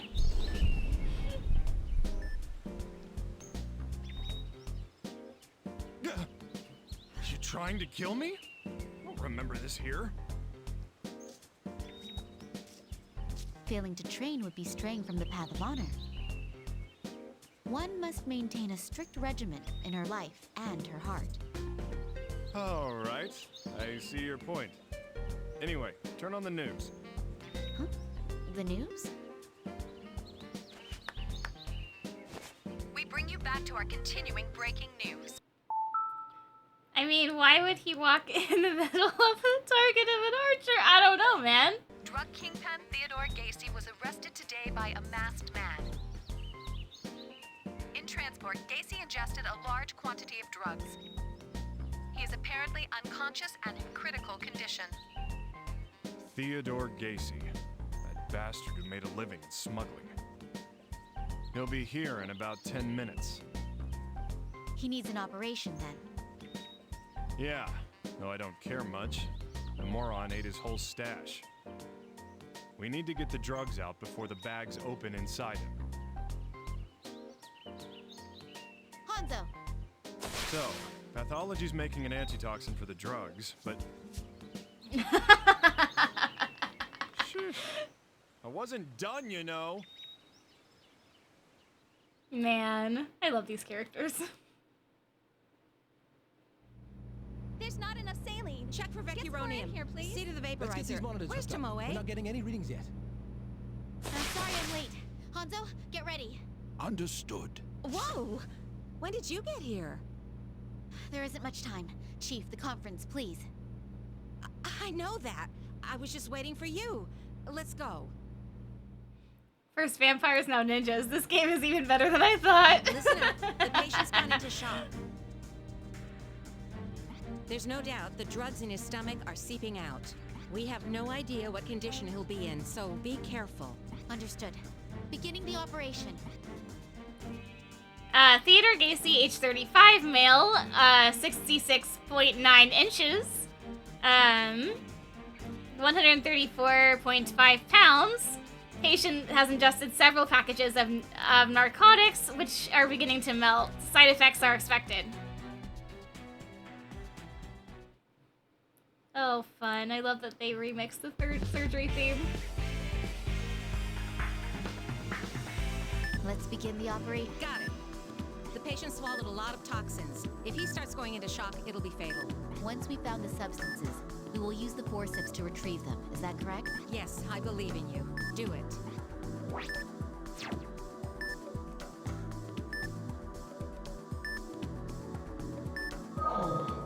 There are affected areas nearby. Let's treat them before moving on.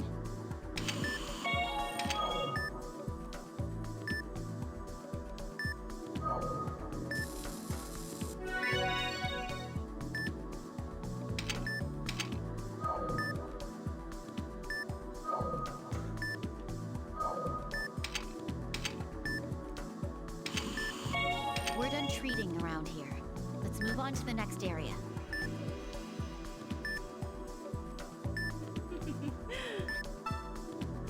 The walls are green. Shutter, stick your finger out and taste it. Maybe they're relevant flavored. No! I don't think so. I'd hope not.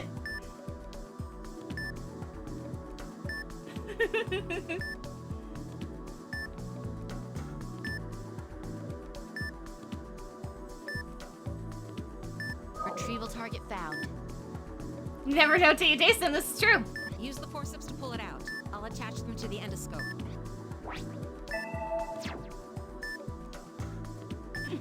Taste test, taste test, no. Being held by the forceps. Now to retract the forceps and pull it out. We've retrieved the drugs, but something's not right. This isn't as much as had been reported. It's too soon for them to have been absorbed by now. That means... Right. Unfortunately, they must have gotten separated since they were swallowed. If the drugs he ingested get absorbed into his body, he'll go into shock. We have to search for them immediately and retrieve the ones that remain.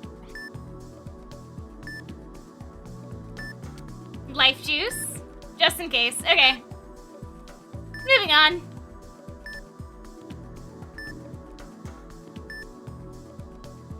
We've reached the cardia. Where could the drugs be? Calm down. You need to... Sorry. Whatever he swallowed has caused hemorrhaging. Life juice, convenient, right? More life juice just in case, because I messed up really bad. Oopsie. I always mess up around that part. I don't know why. Alrighty. This isn't good. This will impede our ability to retrieve the foreign objects, so let's be sure to treat them as well. It's still not enough. Keep looking.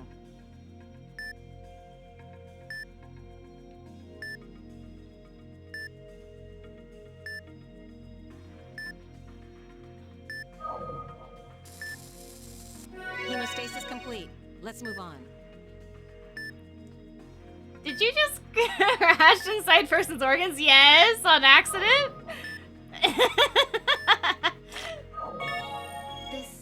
Is there an affected area under the foreign object? It's been affected by the toxic substance. Tomoe, treat it.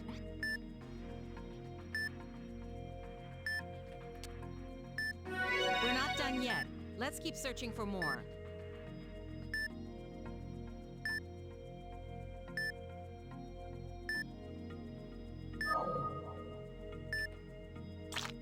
It's hemorrhaging. Let's perform hemostasis after draining the blood pool.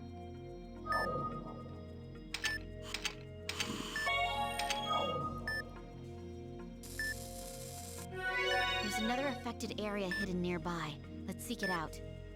Oh boy, there's another. Life juice! Life juice for the poor man. Alright. Okay. Got the drain.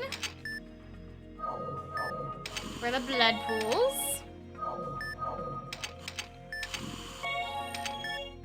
Hemostasis vortex. Hello, Wander. Welcome in. How are you? I'm doing well. Enjoying myself. Some surgery stuff. How are you? Oh, an ulcer right there. Boop. There should be another ulcer. Let's use the spray. We're not done yet.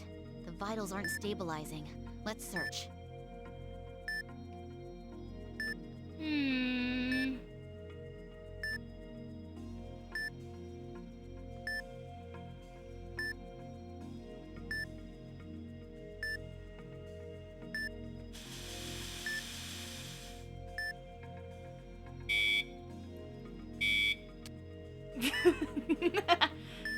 Careful. Spray.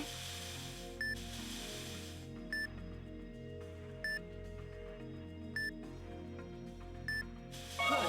Be careful how much medicine you inject into the ulcer. Boop. Strange. We've searched the entire stomach, but the remaining drugs are nowhere to be found. How are you? I'm doing well. Just chilling. If that's the case, how are we you, have progressed Wanderers? into the Welcome small in. Intestine. There isn't a moment to spare. All right. Let's proceed into the small intestine while treating the damage caused by these drugs. All right. Let's see, where are we supposed to go?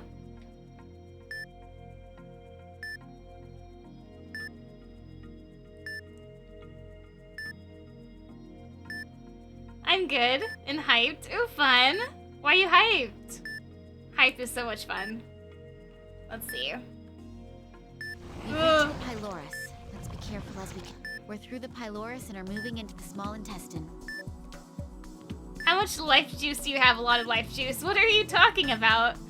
It's life juice. It keeps him alive as long as it's pumping. I keep pumping it, patient. That's a shock, failure, and crashes. Something's working according to me. That's good. Movement will occur, so we need to be careful not to touch the walls as we proceed. You'll be fine. What are we doing here? We are doing an endoscopic procedure.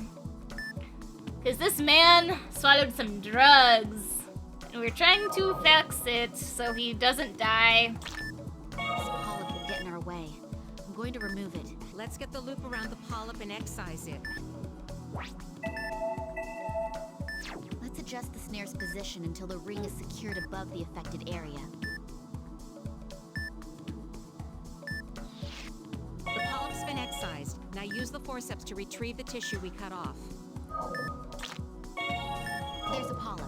Shutters really is the main character because I'm here questioning her surgery methods, yet her patients are always saved and she's always right. Aww. I try. Whoop.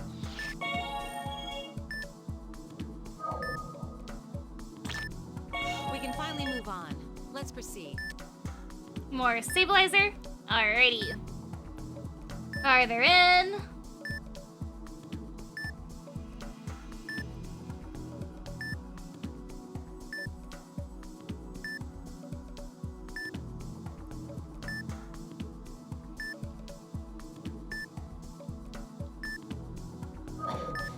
This is... An inflammation's occurred. Injecting medicine. I thought it was a colonoscopy. No. It's hemorrhaging. Let's perform hemostasis after draining the blood pool. Endoscopic procedure.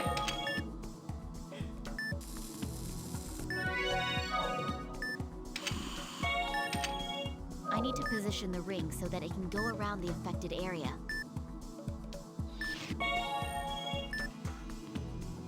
Forceps. Boop. It seems there are no more affected areas around here.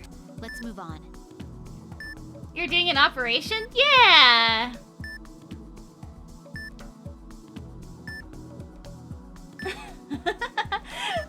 Whoa. Wait, what? I thought you were doing a colonoscopy. No, this one is like a through the mouth procedure. It's called an endoscopic procedure. Okay, but does the Wii remote cursor go speed? It does. Can you tell us about this procedure? How much do you know about it? I know nothing I know a little bit about it, but not very much.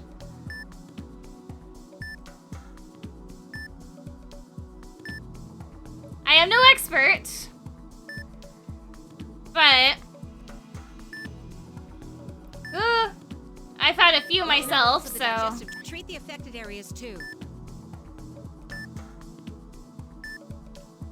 I am no expert on these procedures. I don't know why people ask me about them, but you've had these surgeries? Well, yes, a different kind, but yes.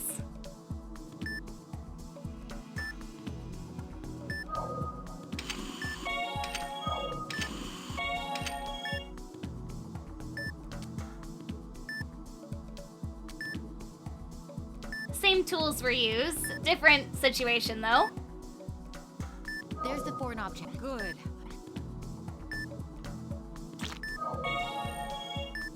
There's a tumor under this foreign object? We have to do this. Stay sharp and...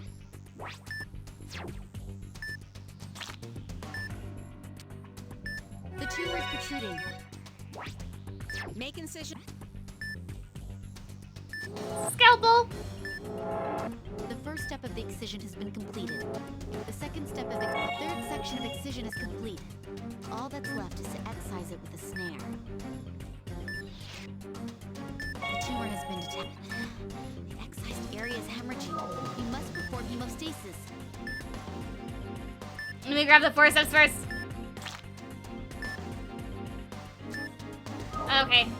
I guess I can't. Oh. Too much. Be careful. That was bad. That was really bad. The focus was successfully.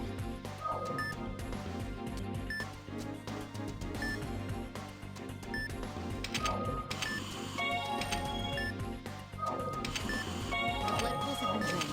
I'll begin treating the affected areas. The blood's been drained. Perform hemostasis before it pulls up again.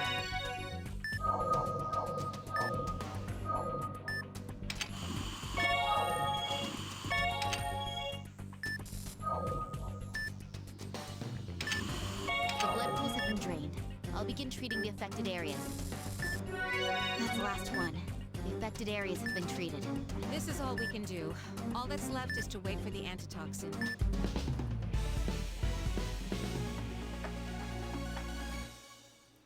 Is there an open heart surgery in this game? You know, I don't remember.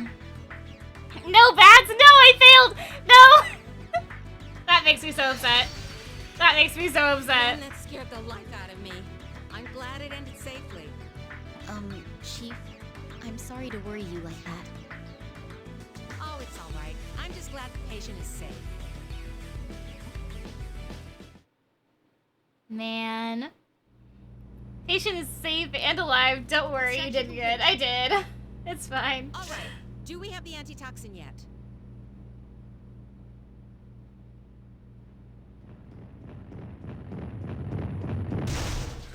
Chief! Oh, what'd you do that for? The door, it's... I'm sorry. Here's the antitoxin. Is it ready? Oh, you galoot. Give it here. Tomoe, administer this to the patient. Right away. Administering the antitoxin. Work. Work, damn it. Breathe. Come on.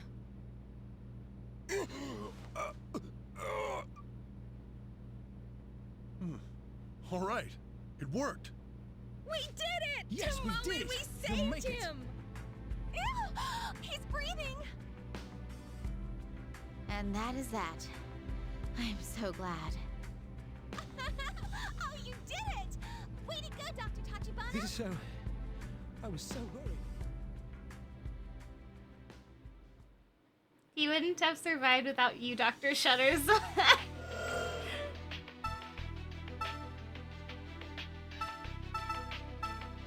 Okay, they're relatively short ones. We'll do this one. This one's relatively short, so we'll do this one too.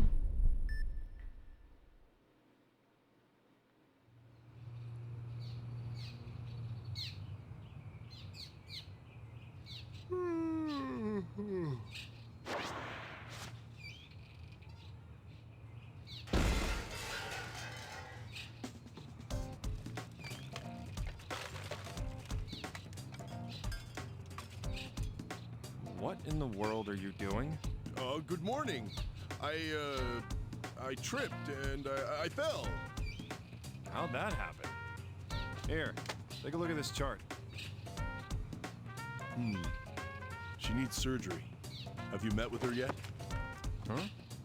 Yeah, I was the one that diagnosed her. She's stable. I see. And don't celebrate yet. Make sure you do a good job. Got it? Yeah, of course. Oh, this is the thyroid patient! She has a case of plumber's disease. This should be easy. Make your incision in the neck and excise only the adenoma. Now, the number of adenoma is unknown, so get all of them, okay? Understood. Beginning the operation. Nicole Summers, age 14, female, 59.9 inches, 88.2 pounds. Extraction of the tubercular adenoma in the neck. Excise the adenoma in the thyroid and suture with caution.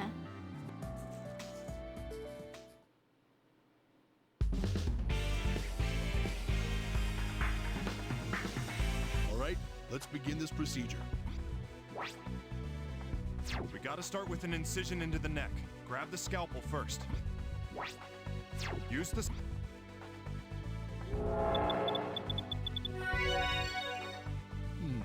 Excision complete. Stop patting yourself on the back. From here on, it's the real deal.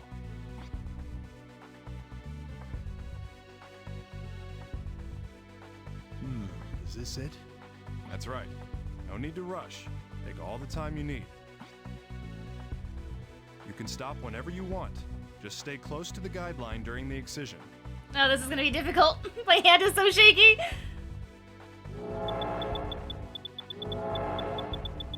Good. Cautiously continue on.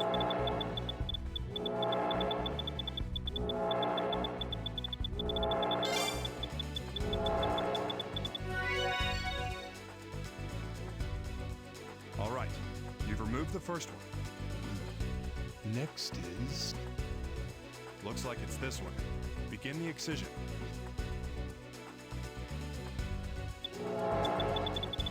That was pretty good.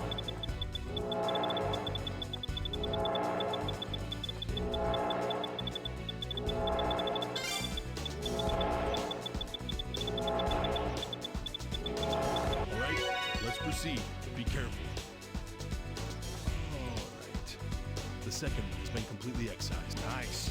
At this pace, we'll be able to get home in time for dinner. Let's move on to a big one then. Indeed, this is a large one. The procedure isn't any different though. Just be careful and stay attentive. You make it sound so easy. Beginning the treatment.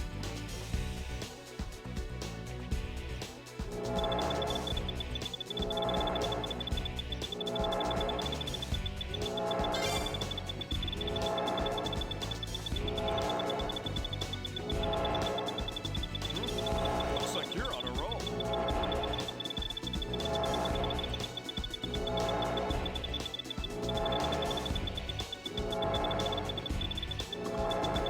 It's going well today. Excision complete. Is that all of them? Nope, not yet. Can't leave any of these behind after all.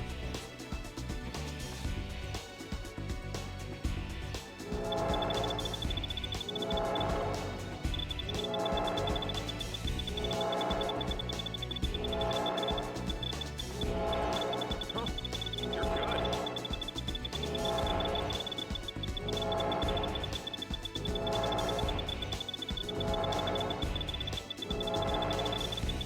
Rock solid.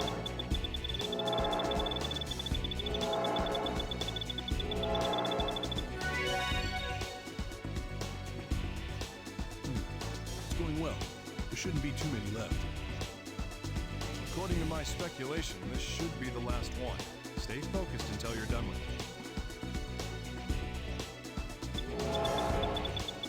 Well done. Keep that up, okay?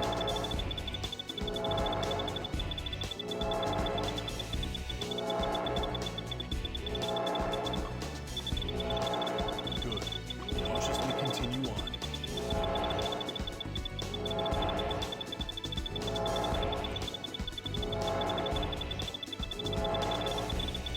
That was pretty good.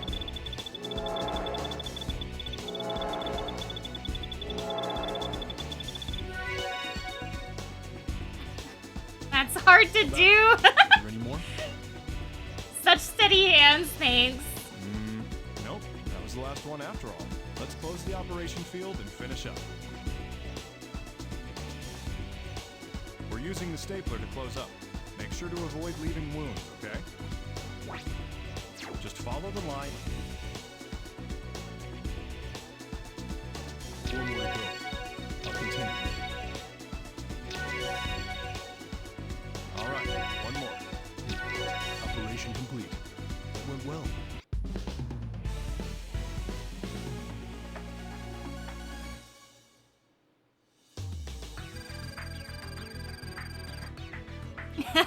Nice. If I don't get an S rank on this one. Well, that's done. Looks like it went a little quicker than we expected. I have your support to thank for that. I'm grateful for your help. Ah, what are you talking about? Never mind. Good job today. Now that in chat, would you trust Shutters with your life if she were to perform surgery on you? I, for one, think I'd be okay. S rank, let's go. Heck yeah, S rank is awesome.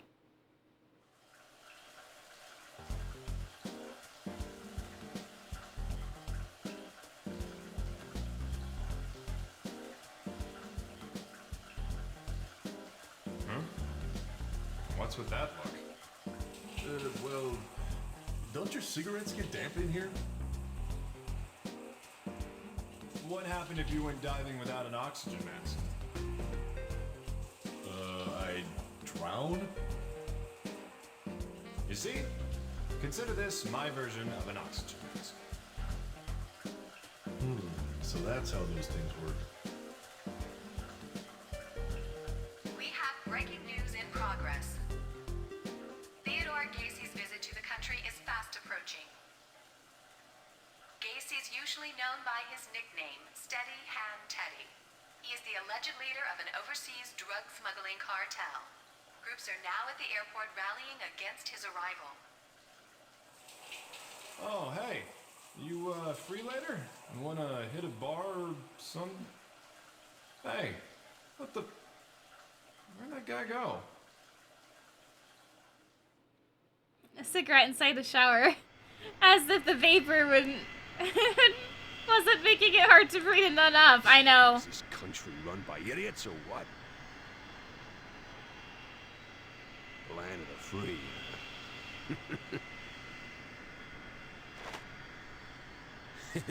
Let's see if we can't make some sand, shall we? Who the hell are you supposed to be?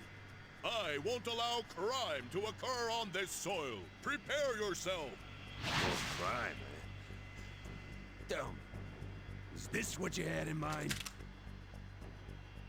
Guns aren't for threatening people. What? Guns are only for murdering people.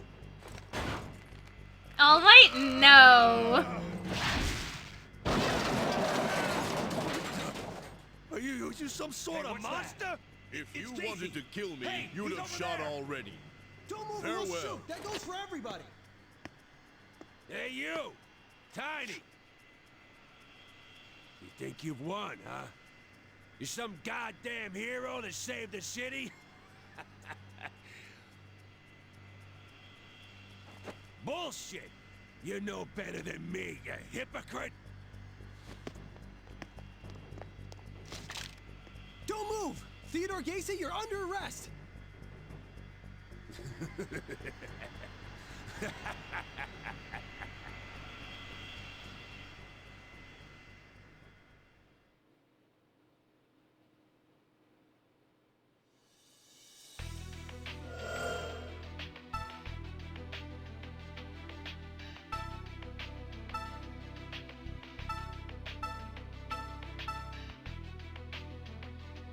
Alrighty.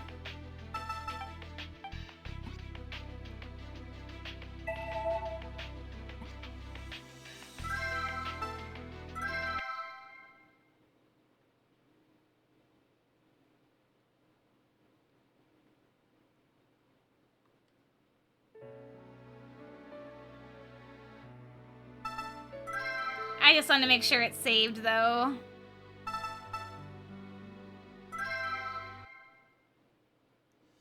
Nunchuck? Yeah.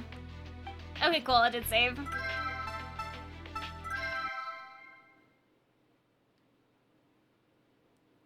No, you're ending? Yeah, it's 11:28 for...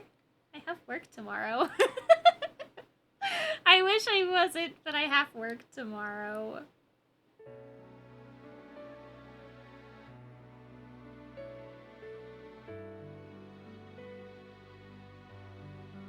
True, yeah.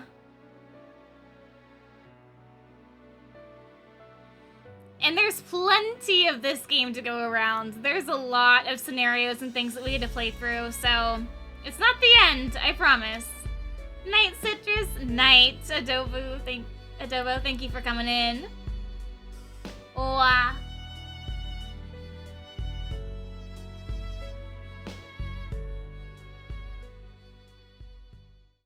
Adobo. That's a new one. I like it. Okay, I shall call you that then. Adobo. Alrighty. Thanks so much for the amazing stream. We missed you so much. Oh, I missed you guys too. I missed you guys so much. Hey everyone, how are y'all doing today? I'm doing well. How are you, Menace? Oh no, I came in at the end. You did. I'm so sorry, Menace. I would go on longer, but I have work tomorrow, unfortunately. Man, I want to play this game so much. I wanted to play this game for a while, and I was like, you know what? Screw it. Hug sign, everyone. Aw, nah, it's just me being late. Don't worry. Oh, okay. It still makes me worry, though.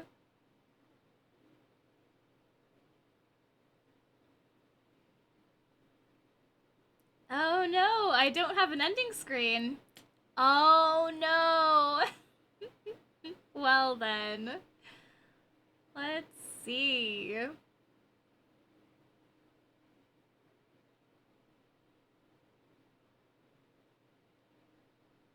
That's a bit of an issue.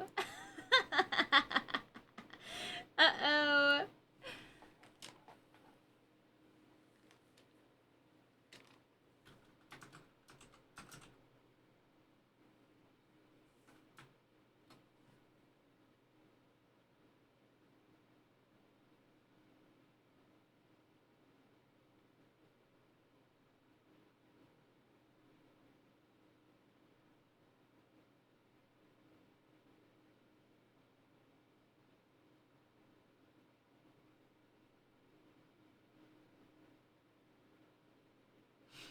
Alrighty, well, I don't know who we should raid today, guys. I honestly have no idea. I don't know.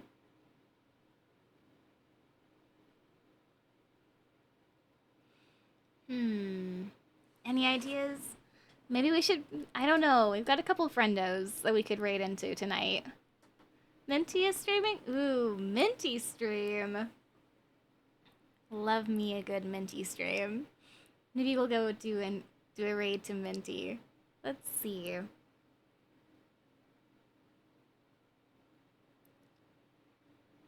All the friendos are streaming right now. Minty's streaming, Danny's streaming, Squinton is streaming, and so is Mel. All the friendos. I think we owe Minty a raid. It's been a while since we've got to raid Minty. So I think that's what we'll do. So thank you guys for coming and hanging out with me.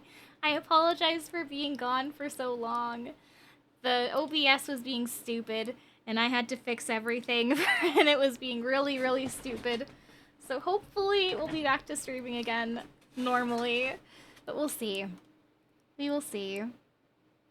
I'm gonna find the songs that I had for everything, and I don't know where they are, and it's freaking me out. No, you're totally justified. You don't need to apologize. I know. But still, I worry. I had a lot of fun today. Thank you guys for letting me play a retro game and letting me have fun with that. Because, man, it's been a while since I played it. Having your computer completely crash and blue screen like that is not something you can control. Yeah, I know. I still wish I could have gotten back sooner. Of course, we loved the game. Aww. It was a lot of fun. It's one of my favorites, and I'm glad you guys are loving it so far. But we're gonna go raid Minty Mint, our bestie, our puzzle solver in crime. Partner in puzzle-solving crime. And Minty is currently playing Fields of Mystria, which I really want to play one of these days. I might have to get that for myself. Probably not until after I get back from TwitchCon in September. But I would love to play it. Minty, the Watson to your Sherlock Holmes. For real. She really is. But I will see you guys next time. I hope you guys have a great rest of your days. Hopefully I'll get back to streaming on Sunday. But I tend to take Friday, Saturday off because of work. But maybe we can stream on Saturday because I'm off at 5 on Saturday. We'll see. I'll see you guys next time. Bye-bye!